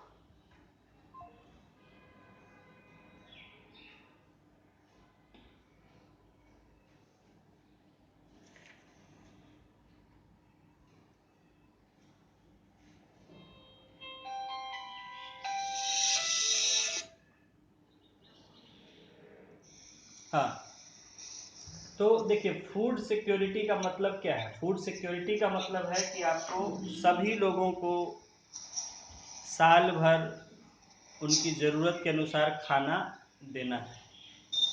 अब खाना देना है का मतलब अनाज और दाल की बात अगर की जा रही है, और हर समय सभी लोगों के लिए। तो पहले तो देखिए सभी लोगों के लिए, इसका मतलब हमें ज़्यादा लोग, जो पहले जितना मिल रहा था उससे बढ़ाना होगा, यानी प्रोडक्शन बढ़ाना होगा हमें, तभी ना सब लोग को दे पाइएगा साल भर खाना।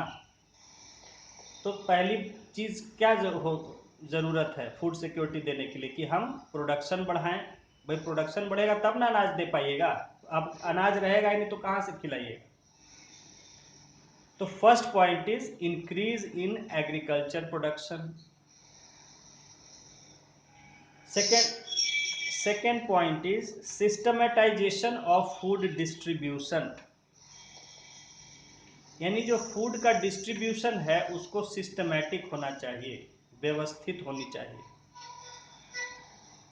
होता क्या है कि अब तक जो चल रहा था, पहले चल रहा था जो पब्लिक डिस्ट्रीब्यूशन सिस्टम, राशन व्यवस्था, तो बहुत परेशानी लोग को होती थी। जिस समय फूड की ज़रूरत होती थी तो उस समय मिलता नहीं था,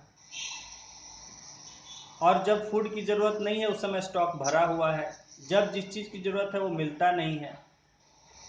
तो ये सिस्टमैटिक होना चाहिए ताकि किसी तरह की गड़बड़ी न हो सके, उसको सिस्टमैटिक किया जाना चाहिए फूड डिस्ट्रीब्यूशन को। Cooperation and organisation through community development. तो जो हमने कम्युनिटी डेवलपमेंट का प्रोग्राम के बारे में चर्चा किया था, कि कम्युनिटी डेवलपमेंट के माध्यम से लोगों के बीच में कोऑपरेशन होना चाहिए और ऑर्गेनाइजेशन होना चाहिए, वो संगठित होने चाहिए। नहीं तो पता चलता है कि जैसे कि राशन में अनाज आया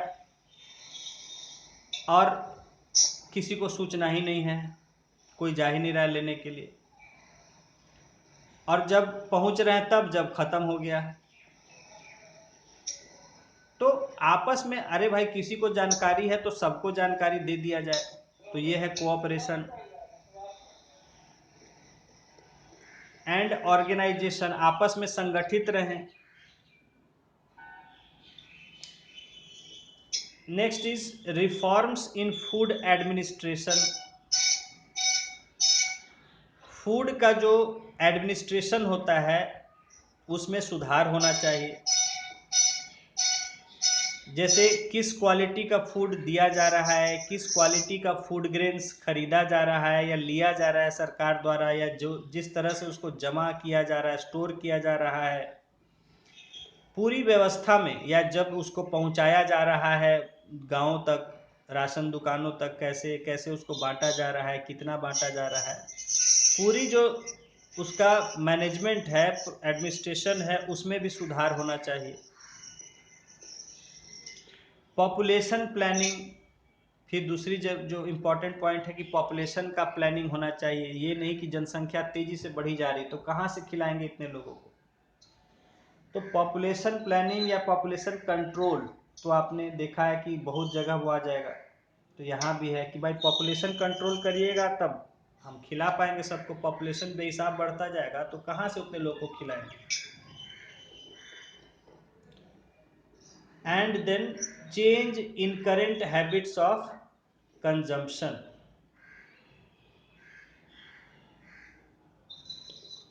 इन करेंट वर्ड क्या है?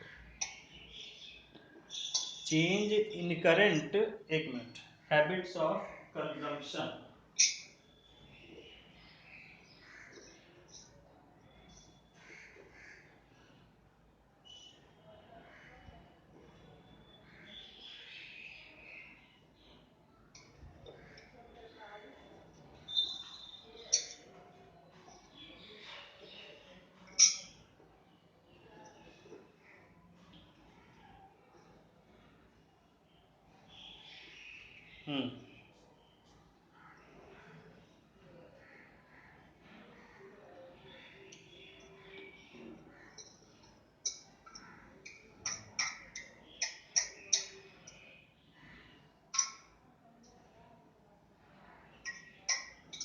हम्म अच्छा। ओहो, देखिए एक साथ जो है कर दिया है। अब हम भी सोच रहे हैं कि नया वर्ड कहाँ से पैदा हो गया, हम तो पढ़े नहीं हैं। तो चेंज इन और करेंट अलग अलग वर्ड है, उसको जोड़ के प्रिंट कर दिया है। तो एक्चुअली है change in current habits of consumption, यानी कि जो करंट हैबिट्स हैं आज के समय में, जिस तरह की लोगों की आदतें हैं खाने पीने की, जो है जो जो भी चीज़ें इस्तेमाल करते हैं खाने पीने में, उसमें बदलाव की ज़रूरत है। अब ये क्या है देखिए, जैसे आजकल के समय में क्या है, अब जैसे भी हुआ, मतलब यहाँ तक अब जैसे भी आए, लेकिन आज के डेट में अगर आप देखेंगे कि चीनी का इस्तेमाल बहुत ज़्यादा, अब सब लोग परेशान हैं डायबिटीज़ से, शुगर से। ऐसी खाने की आदतें हैं कि सब चीनी और शुगर के प्रॉब्लम से परेशान हैं, डायबिटीज़। तो वाइट शुगर का ज़्यादा इस्तेमाल होना ही नहीं चाहिए, और पहले नहीं होता था। लेकिन आज अब यहाँ तक कैसे आदत पड़ गई, भाई अगर हमें आदत पड़ी तो नेचुरल बात है हमारे घरों से आदत पड़ी, तो घरों में चीनी का ज़्यादा इस्तेमाल होता होगा तो हम भी वही, या जहाँ भी हम रहे वहाँ से सीखे होंगे। अब कहा जा रहा है, समझाया जा रहा है लोगों को कि चीनी का ज़्यादा इस्तेमाल नहीं कीजिए, गुड़ का इस्तेमाल कीजिए या और दूसरी चीज़ों का इस्तेमाल कीजिए। हाँ, उसी तरह अब हाँ, उसी तरह जो है, मतलब अब कहा जा रहा है कि मिलेट्स को खाइए, मोटा अनाज खाइए। पहले आदमी हर तरह का अनाज खाता था, उससे धीरे धीरे कैसा हो गया कि नहीं गेहूं खाएंगे, गेहूं खाएंगे और गेहूं में भी बढ़िया वाला गेहूं खाएंगे, लोकल गेहूं नहीं खाएंगे। और गेहूं भी आज हमारे डायबिटीज में अपना रोल कर रहा है, कंट्रीब्यूशन दे रहा है।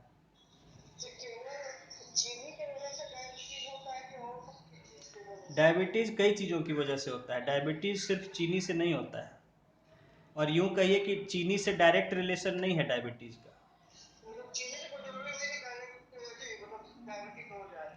नहीं, हाँ कई चीज़ है, गेहूं, चावल, किसी आलू, किसी भी चीज़ से डायबिटीज हो सकता है। तो खैर मैं बताऊंगा अलग से, अभी फिलहाल अपना यहाँ रहते हैं। तो कहने का मतलब है कि या आज हम लोग सिर्फ गेहूं खाने लग गए हैं, या चावल की बात अगर करें तो चावल जो है पहले हम लोग उसना चावल कहते थे यहाँ, यानी हाफ बॉइल्ड राइस, उसका इस्तेमाल होता था। अब इधर पिछले 20 सालों में धीरे धीरे, अगर मैं बिहार की बात कर रहा हूँ, मैंने देखा है जैसा बिहार में या बाहर भी, कि अरवा चावल जो है पॉलिश्ड राइस, उसका इस्तेमाल होने लग गया है ज़्यादा। तो अब जो है लोगों को कई तरह की लाइफस्टाइल डिजीजेज, बीमारियां हो रही हैं, और फिर डॉक्टर उन्हें सलाह दे रहे हैं कि आप जो है बॉइल्ड राइस का इस्तेमाल करिए, ज़्यादा बारीक पिसा हुआ आटा का इस्तेमाल नहीं कीजिए। पहले देखिए आटा मोटा पिसाता था, पहले पुराने जो मिल वगैरह थे उसमें आटा मोटा पिसा करता था, लेकिन महीन आटा खाने का, क्योंकि महीन आटे की रोटी ज़रा ज़्यादा चिकनी होती, मुलायम होती, तो वो खाने की ऐसी लत पड़ी लोगों को कि धीरे धीरे सारी मिलें जो है वो चेंज हो गई और महीन पीसने लग गई। अब बीमारी का शिकार, क्योंकि महीन आटा पचने में टाइम लगता है, दिक्कत करता है, जल्दी नहीं पचता है, तो अब कहा जा रहा है उनको कि आप मोटा आटा खाइए, या उसमें कुछ मिला के खाइए, ऐसा कुछ चीज़ें होता है, छिलका वगैरह मिलता है, मिलाने से मोटा हो जाता है, या राइस, ये हस्क वगैरह होता है, ये सब में कुछ कुछ भूसी मिलाया जाता है। तो क्योंकि पचने में दिक्कत हो रहा है, बीमारियां हो रही हैं, अब डॉक्टर एडवाइस कर रहा है। तो अब ये बताइए यहाँ तक आदत कैसे आई, हम ही ने अपनी आदत बनाई ना, हम ही ने आदत बनाई कि भाई चावल हमारा बिल्कुल सफ़ेद दिखना चाहिए। पहले वाला चावल थोड़ा सा डार्क कलर होता था, आजकल का देखिए जो हम चावल खरीदते हैं बिल्कुल वाइट होगा, क्योंकि वो पॉलिश होता है, मिल्स में से पॉलिश होके आता है, और जब पॉलिश होता है तो ऊपर का उसका कई लेयर हट जाता है, क्योंकि उसको पॉलिश रगड़ दिया जाता है, और जिसमें कि कई इम्पॉर्टेंट विटामिन होते हैं, और साथ ही साथ जो उसको बनाने का तरीका है कि पहले पतीले में बनता था, अब जो है कुकर में बनता है ज़्यादातर चावल, तो उसके कारण भी उसका थोड़ा चेंज हो जाता है असर जो है चावल का। ऐसे कुकर का चावल नहीं खाना चाहिए, लेकिन आज देखिए हर जगह जो है ये बन गया है, हैबिट बन गया है। जबकि हम जब तक रहते थे दिल्ली में कोशिश करते थे कि कुकर का चावल नहीं खाते थे। हाँ, चावल सिंपल ओपन पॉट में पकता है, तो कुकर के चावल से गैस बहुत बनता है और वो डाइजेशन में भी प्रॉब्लम करता है। ठीक है, लेकिन अब हम लोग को भी आदत हो गई, क्या करें, मजबूरी।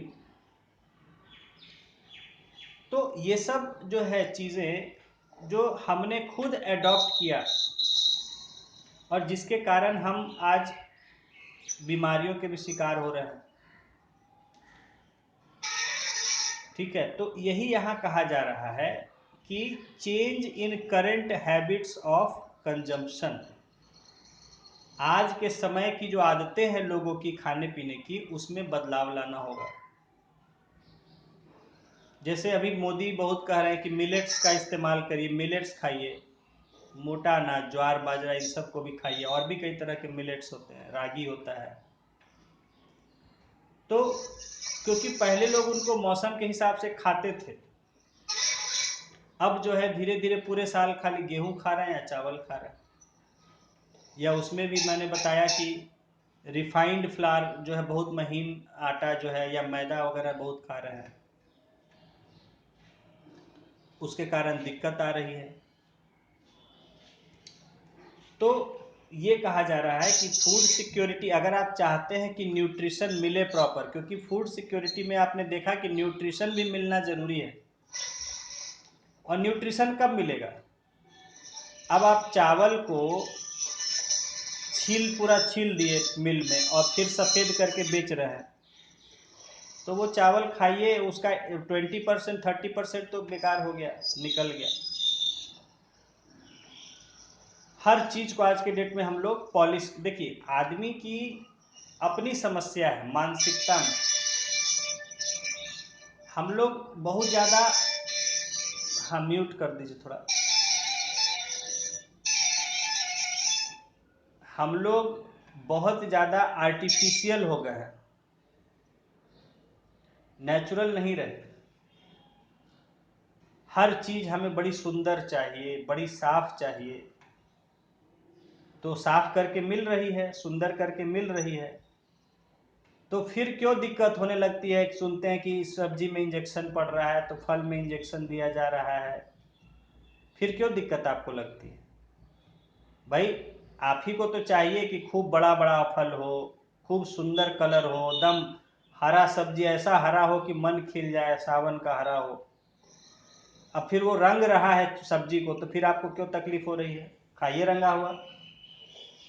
आप इतना रंगा हुआ खोजते, इतना हरा सब्जी खोजते हैं कि बेचारा पेड़ को उतना हरा होता ही नहीं है, तो कहाँ से आएगा उतना हरा सब्जी? तो फिर रंगाएगा ही। तो खाइए रंगा हुआ, और फिर बीमारी लीजिए, कैंसर फैंसर सब जो है।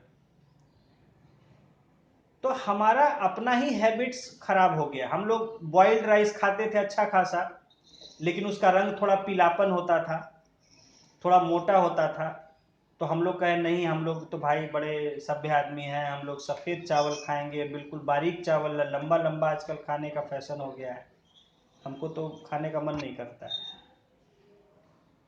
तो अब वो आप खाइएगा और फिर कहिएगा कि हमको ये शरीर में कमी हो रहा है, वो कमी हो रहा है, हेल्दी नहीं है, गैस बन रहा है बहुत। तो अब इसमें किसका दोष है? चीनी पहले थोड़ा थोड़ा मिला करती थी लग्जरी आइटम के तौर पर, अब लोग हर चीज में ही चीनी ही से, चीनी छोड़ के दूसरा चीज जानते ही नहीं। तो देख लीजिए इतना डायबिटीज हो रहा है, पहले होता था डायबिटीज? नहीं होता था। अभी देख लीजिए इतना डायबिटीज हो रहा है, पेट की इतनी बीमारियां हो रही हैं, लीवर की इतनी बीमारी, क्योंकि कितना मैदा हम लोग खाते हैं। पहले मैदा कभी कभार भोज होता था, उसमें थोड़ा बहुत कोई चीज़ बन जाता था कि हाँ भाई चिकना खाने का मन है। अब देखिए हर चीज़ ही मैदे का बन रहा है, तो खा रहे हैं लोग। तो ये जो आदतें हैं, हर चीज़ को हम लोग ओवर कुक, मैंने तो आपको बताया बहुत सारा जब फूड पढ़ा रहे थे कि the bad habits of eating, खाने को बहुत ज़्यादा फ्राई कर देना, बहुत ज़्यादा कुक कर देना, हर चीज़ को ही पका देना या फ्राई कर देना, तो वो उसका जो न्यूट्रिशन है वो ख़त्म हो जाता है। और न्यूट्रिशन अगर ख़त्म हो जाएगा तो आपको न्यूट्रिशन कहाँ से मिलेगा? तो न्यूट्रिशन नहीं मिलेगा तो खाने के बावजूद आप कमज़ोर हो जाएंगे। खाएंगे तो, लेकिन उससे कुछ मिलेगा ही नहीं, तो कमज़ोर ही तो रहेंगे। तो इसी के लिए कहा जा रहा है कि change in current habits of consumption, यानी आज के समय की जो जिन चीज़ों को इस्तेमाल करने का या खाने का आदत है, उसमें भी हमें बदलाव करना होगा। तो उससे हम ज़्यादा से ज़्यादा लोगों को खिला पिला सकते हैं और उनका न्यूट्रिशन पूरा कर सकते हैं।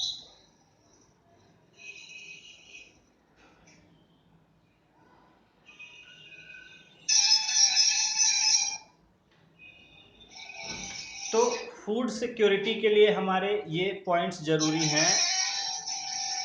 First is increase in agricultural production. Second is systematisation of food distribution. Third point is cooperation and organisation through community development. Fourth point is reforms in food administration. आवाज बहुत ज़्यादा आ रहा है, म्यूट कर दीजिए.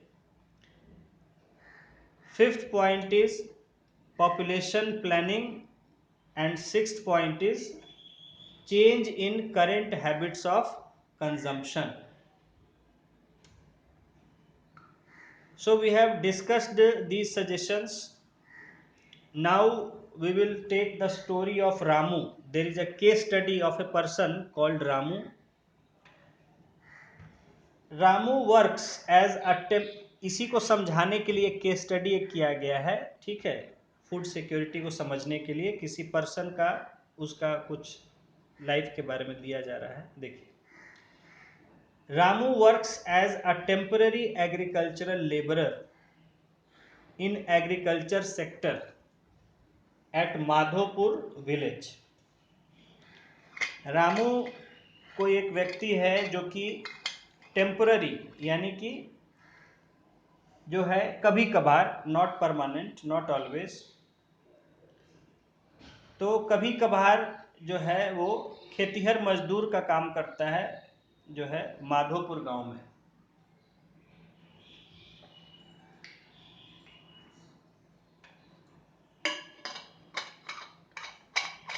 His eldest son Somu is 10 years old. 10 साल का उसका सबसे बड़ा बेटा है, सोमू नाम है उसका. He also works as a caretaker of the cattle of Satpal Singh, the sarpanch. और खेत में मजदूरों के अलावा, काम करने के अलावा, वो जो है जो सरपंच है सतपाल सिंह, उसके जो उसके जानवर हैं उनकी भी देखभाल करता है. Somu works round the year with the sarpanch and gets 1000 rupees for the work.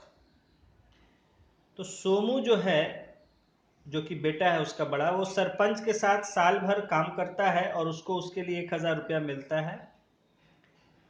The other 3 sons and 2 daughters of Ramu are very young and they cannot work in fields. और बाकी जो 3 बेटे और 2 बेटियां हैं रामू की, जो कि काफ़ी कम उम्र की हैं और इसलिए वो खेतों में काम नहीं कर सकते हैं. सुनहरी, Ramu's wife, keeps herself engaged temporarily in cleaning the cattle and cow shed. Ramu की जो पत्नी है सुनहरी, वो जो है अपने आप को जब खाली समय रहता है तो जानवरों के की सफाई और उनके रहने का जो जगह है, काउ शेड है, उसकी सफाई वगैरह करती है. She gets half liter of milk, vegetables and some cooked food for her daily work. तो उसको अपने रोज के काम के लिए उसके बदले में आधा लीटर दूध, सब्जियां और कुछ पकाया हुआ खाना मिलता है. In addition to it, she works in fields with her husband during busy season and increases her income.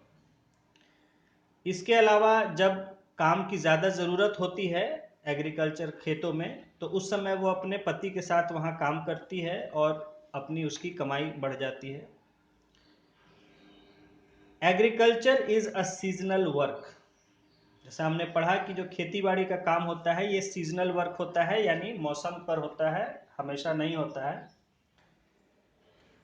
So Ramu gets employment only during sowing, plantation and harvesting seasons. तो रामू को जो है काम सिर्फ जब रोपाई होती है और जब बीजों का बोया जाता है, रोपाई वगैरह होती है या कटाई वगैरह का जब मौसम होता है उसी समय काम मिलता है. About 4 months in every year he remains unemployed between the period of sowing and harvesting of crops. और साल में लगभग 4 महीने वो बेकार रहता है। जब जो है बुआई और कटाई के बीच का जो समय होता है, तो वो 4 महीने बिल्कुल बेरोजगार रहता है, बेकार रहता है। ही remains in search of job in those days, उन दिनों वो कोई ना कोई काम खोजता रहता है। Sometimes he gets work at brick kiln और in construction works in his village. कभी कभी उसे ईंट के भट्ठों पर या गांव में जो कुछ निर्माण का काम होता रहता है, यानी सड़क वगैरह बनती है या इस तरह का कोई और काम होता है, तो उसमें उसे काम मिल जाता है। Through his efforts Ramu manages to earn enough in cash और kind to provide his family 2 square of meals. तो अपनी मेहनत के द्वारा रामू जो है किसी तरह, चाहे पैसों से या सामान से, अपने परिवार को 2 समय का खाना जुगाड़ कर पाता है।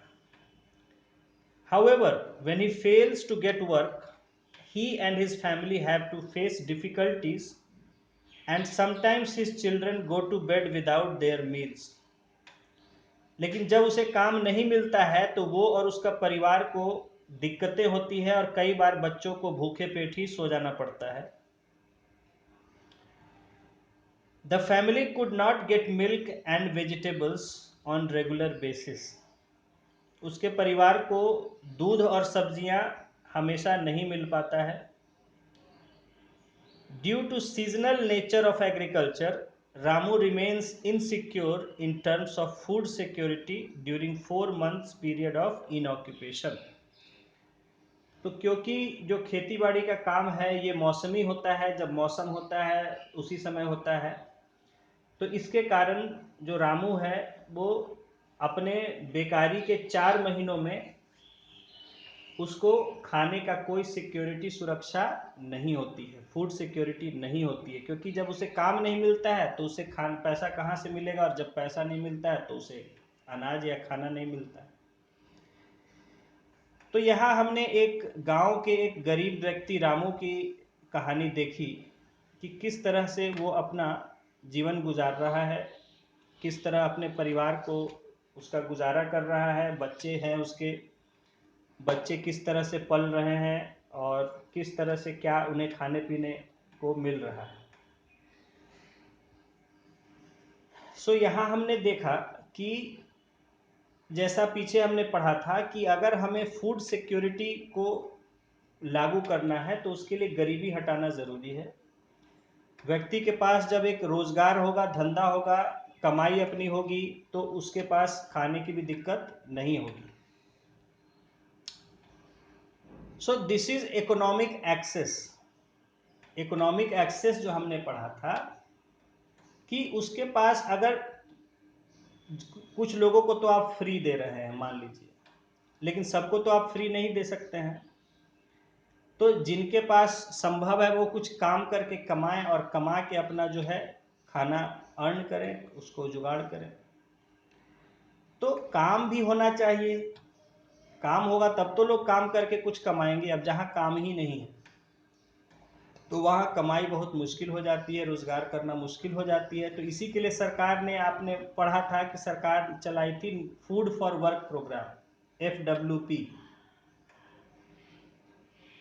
फूड फॉर वर्क प्रोग्राम, कि ठीक है हम काम देंगे और काम के बदले आपको खाना मिलेगा। सरकार ही उसको चला रही थी कि national food for work programme, की हम काम देंगे, जिसको काम करना है आके काम करे और काम के बदले में अपना भोजन करे, ले जाए।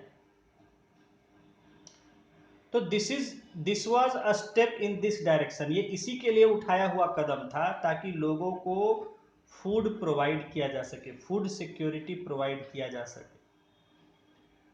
और अब मैंने अभी आपसे कहा कि जब तक रोजगार नहीं होगा तो कहाँ से फूड सिक्योरिटी होगा, तो इसके लिए उनको रोजगार दिया गया, फूड फॉर वर्क प्रोग्राम, और बाद में नरेगा इसी के लिए लॉन्च किया गया कि काम दिया जाएगा और काम के बदले में पैसा दिया जाएगा। जब लोगों के पास पैसा होगा तो उनकी ज़रूरतें पूरी हो जाएंगी, और अच्छा खासा पैसा आज नरेगा में दिया जा रहा है। आज लोग, अब इसका एक नेगेटिव रिजल्ट उभर के आया, नेगेटिव रिजल्ट उभर के आया कि लोग आलसी हो गए,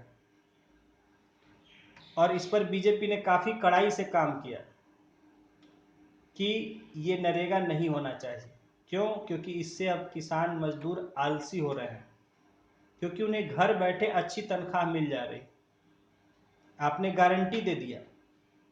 नरेगा क्या है? National rural employment guarantee act, guarantee दे दिया। अब आप उसको अगर काम नहीं दीजिएगा तो भी उसको पैसा देना पड़ेगा। तो उसको आज चिंता नहीं है कोई, उसको अब जाके खाली अपना नाम एक लिखवा देना है और 15 दिन के अंदर उसको काम मिलना है, नहीं तो पैसा मिलना है। काम नहीं भी होगा तो बैठे बैठे उसको पैसा देना पड़ेगा।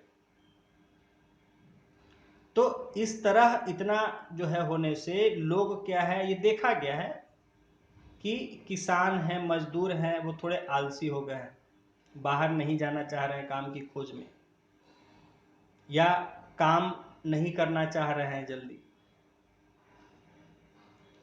तो अब हर जगह मजदूरों की कमी हो गई है। शहरों में मजदूर नहीं मिल रहे हैं काम करने, क्योंकि सबको गांव में ही अच्छा पैसा मिल रहा है, तो क्यों शहर क्यों आएगा? शहर में खर्च भी ज़्यादा है। मान लीजिए कमाई ज़्यादा है लेकिन खर्च भी बहुत ज़्यादा है, लफड़ा भी है। गांव में अपना सब सुविधा है, खर्च भी नहीं है बिल्कुल, और पैसा भी ठीक ठाक मिल जा रहा है। तो इसके कारण क्या हुआ कि लेबरर्स की बहुत कमी हो गई हर जगह, और लेबर के वेजेस बहुत बढ़ गए, ज़्यादा पैसा मांगने लग गए। अब गांव में ही बहुत पैसा मांगते हैं काम करने के लिए लोग, किसान वगैरह, मजदूर वगैरह, क्योंकि आप काम नहीं दीजिएगा तो वो नरेगा के तहत काम कर लेगा, उसकी डिमांड बढ़ गई है। तो कुछ नेगेटिव भी रिजल्ट आए। गारंटी हमेशा अच्छी ही बात नहीं होती है। जैसे आप देख लीजिए गवर्नमेंट एम्प्लॉय और प्राइवेट एम्प्लॉय, गवर्नमेंट एम्प्लॉय को गारंटी रहती है कुछ नहीं होगा, वो काम ही नहीं करता है, आलसी और निकम्मा हो जाता है, क्योंकि उससे कोई डर नहीं है। उसका गारंटी है कि नौकरी को कुछ नहीं होना है, खाना पूर्ति कर दीजिए बहुत है। जबकि दूसरी तरफ प्राइवेट सेक्टर है, वहां उसे हमेशा डर है कि पता नहीं अगर कुछ गड़बड़ कर दी तो नौकरी से निकाल दिया जाऊंगा, सैलरी देगा, कम कर देगा, क्या कर देगा, उसे बहुत तरह का उसे डर है। इसलिए वो काम बहुत अच्छे से अपना मेहनत से मन लगा के करता है, हमेशा अपने सीनियर को खुश करने का, रखने का कोशिश करता है अपने काम से। जबकि गवर्नमेंट में ऐसा कुछ नहीं है, था पहले तक। अब जो है काफ़ी बदलाव हो रहा है गवर्नमेंट में भी, मैं कह रहा हूँ, मैं पहले की बात कर रहा था। अभी भी बहुत जगह नहीं है, लेकिन हाँ बहुत जगह बदलाव हो गया है गवर्नमेंट में, लोग चाक चौबंद हो गए हैं, काम को कर रहे हैं ठीक से, बहुत जगह तारीफ के काबिल भी हैं। लेकिन बहुत जगह अभी भी हालत वही है, कोई जागरूकता नहीं है, काम को लेके कोई जिम्मेदारी नहीं है, सीरियसनेस नहीं है। अभी देखिए कुछ दिन पहले आया पेपर में, अभी जब बोर्ड का रिजल्ट आया था, तो एक लड़के को फर्स्ट डिवीजन आया और उसके बाद फिर उसको फेल कर दिया। तो जो फर्स्ट डिवीजन आया था वो फिर अचानक से फेल कैसे हो गया? कारण है कि बिना उसका, आप उसकी कॉप, या मैं आपको बताऊं कि मैंने एक बीपीएससी के भी बच्चे की कॉपी, चूंकि बहुत सारे अब दिखाए जा रहे हैं और उसका स्कैन करके उसको अपलोड किया जा रहा है, तो मैंने कॉपी देखी और मैं कॉपी देखने ही से समझ गया कि वो कॉपी को चेक किया ही नहीं गया है और बहुत अच्छे नंबर दे दिए गए हैं। ठीक है, तो पहले तो था कि कोई देखने वाला था नहीं, जो नंबर मन किया बैठा दिए। अब जो है उसको दिखाना पड़ रहा है, तो दिखाना पड़ रहा है तो वहां तो आप जब दिखाइएगा तो पता चल जाएगा कॉपी में चेकिंग हुई है कि नहीं हुई है। तो वहां क्या हो रहा है कि बाद में उस पर डिजिटली एडिट करके लग रहा है, ऐसा टिक मार्क वगैरह लगा दिया जा रहा है, लग रहा है जैसे चेक किया गया हो। ठीक है, तो वो तो आम आदमी को ठगा जा सकता है, हम लोग को ठगना थोड़ा मुश्किल है। हम लोग एक नज़र में समझ जाते हैं देख के कि ये चेक हुआ है कि ऊपर से इसको टिक मार्क ऐसे डिजिटल स्कैन कर लगा दिया गया है। तो आश्चर्य हुआ मुझे ये देख के कि बीपीएससी की कॉपियां भी चेक नहीं कर रहे हैं लोग, बस नंबर बिठा दे रहे हैं जो मन हो रहा है उन्हें। तो खैर, मैं अभी गारंटी की बात कर रहा था कि गारंटी, सिक्योरिटी और इनसिक्योरिटी, इनसिक्योरिटी बहुत ज़रूरत है, बहुत ज़रूरी होता है मानव जीवन में। जब तक भय नहीं होता है व्यक्ति जो है किसी चीज को ढंग से नहीं कर पाता है। ये आदमी का स्वभाव है। ठीक है, जैसे तुलसीदास जी ने भी लिखा है रामचरितमानस में कि भय बिन प्रीत न होहि गोसाई। बिना भय के प्रीत नहीं होता है, यानी कि आदमी का मन नहीं लगता है जब तक उसको डर नहीं हो। जैसे बच्चों को देखिए, जब तक पहले डर नहीं होता था पढ़ते नहीं थे। पिटाई होती थी या डर होता था कि पिटाएंगे तो पढ़ते थे बच्चे किसी तरह। तो इसी तरह बहुत से लोग बच्चे ही की तरह स्वभाव होता है कि जब तक उन्हें डर नहीं होगा किसी चीज का तो वो क्योंकि man is lazy by nature. आदमी स्वभाव से ही आलसी है। उसको काम कह दीजिए उसको आलस लगेगा। हाँ, खेलने करने के लिए आलस नहीं लगेगा। अभी देखिए एक बच्चे का हम आपको बताते रहते हैं, कई तो हैं, वो बच्चा देखिए ऐसे उसको स्कूल जाना का होता था या पढ़ता था कुछ समय पहले तक, उठ के सुबह 5 बजे से अपने आप से उठ जाता था पढ़, लेकिन बीच में आदत खराब हो गई थी, लेट उठता था क्योंकि स्कूल उसका सेकेंड हाफ में था, केंद्रीय विद्यालय में ही है, तो लेट उठता था। लेकिन अब उसका जो है खेलने का हो गया है टाइमिंग सेट, तो अब सुबह वो 5 बजे उठ के तैयार होके खेलने चला जाएगा अपने से, किसी को उठाने की जरूरत। तो जब खेलना है तब अपने आप नींद खुल जाती है, नहाना अपना कपड़ा पहनना सब अपने से हो जाएगा। लेकिन जब स्कूल जाना होगा तो कुछ नहीं होगा, उसको कपड़ा भी नहीं मिलेगा, उसको नींद नहीं खुलेगी। तो खैर ये तो होता है कि अपना इंटरेस्ट की बात है, लेकिन ये होता है कि बिना डर के आदमी किसी चीज को गंभीरता से नहीं लेता है। हर किसी में होता है, कोई एक्सेप्शन नहीं है इसमें। जब तक किसी बात की चिंता ना हो, डर ना हो, तो आदमी का दिमाग नहीं अलर्ट होता है। इसलिए डर का होना भी बहुत जरूरी है। अब यहाँ क्या है कि आदमी निडर हो गया, मजदूर किसान निडर हो गए कि कहीं जाने का जरूरत नहीं है, हमको अपने ही गांव में जो है काम मिलेगा और अच्छा रेट पर, अच्छा किराए पर मिलेगा, न कहीं जाने की ज़रूरत है। काम मिला तो ठीक है, नहीं भी मिला तो सरकार देगा ही देगा। तो इससे कहीं ना कहीं लोग आलसी हो गए, काम करने के जो छोड़ दिए। पहले जो मन लगा के काम करते थे वो आदत छूट गई। और अब शहरों में दिक्कत हो रही, लोग काम करने वाले मिल नहीं रहे, क्योंकि गांव से कोई आएगा काम की तलाश में तब ना यहाँ लोग मिलेंगे। सब गांव में ही अब देख रहा है कि वही पैसा मिल रहा है, तो हम शहर जाके किस लिए दर दर की ठोकर खाएं। शहर में अब जो है मजदूर की कमी हो गई है। मजदूर की कमी होने से मजदूरों का किराया, जो उसका जो वेजेस है वो बढ़ गया है, और उसकी वजह से प्रोडक्शन महंगा हो गया है। क्योंकि भाई जितना मजदूरी पर खर्च आएगा वो तो अपना उसमें कॉस्ट में जोड़ेगा ही। तो जब मजदूरी महंगी है तो सामान महंगा होगा, इसलिए आज सामान बहुत महंगा हो गया है। हर चीज़ का दाम, क्योंकि अब क्या हुआ है कि गांव में जब लोगों के इनकम बढ़ गई है तो उनका डिमांड कंजम्पशन बढ़ गया है। अब सामान्य से सामान्य व्यक्ति भी गांव में अच्छा खासा खाना खा रहा है, हर तरह का चीज़ खा रहा है, तो गांव में भी डिमांड बढ़ गई सब चीज़ की, सब्जी दूध फल सब चीज़, हर तरह की चीज़ की। उससे इनकी दाम महंगे हो गए हैं। पहले क्या गांव में लोग ये सब नहीं ज़्यादा खाते थे, अपना जो उगा रहे हैं वही सब खा रहे हैं बस। लेकिन अब चूंकि जेब में पैसा जा रहा है तो उनकी बढ़ रही है, और जब डिमांड बढ़ रही है तो कीमत बढ़ रही है।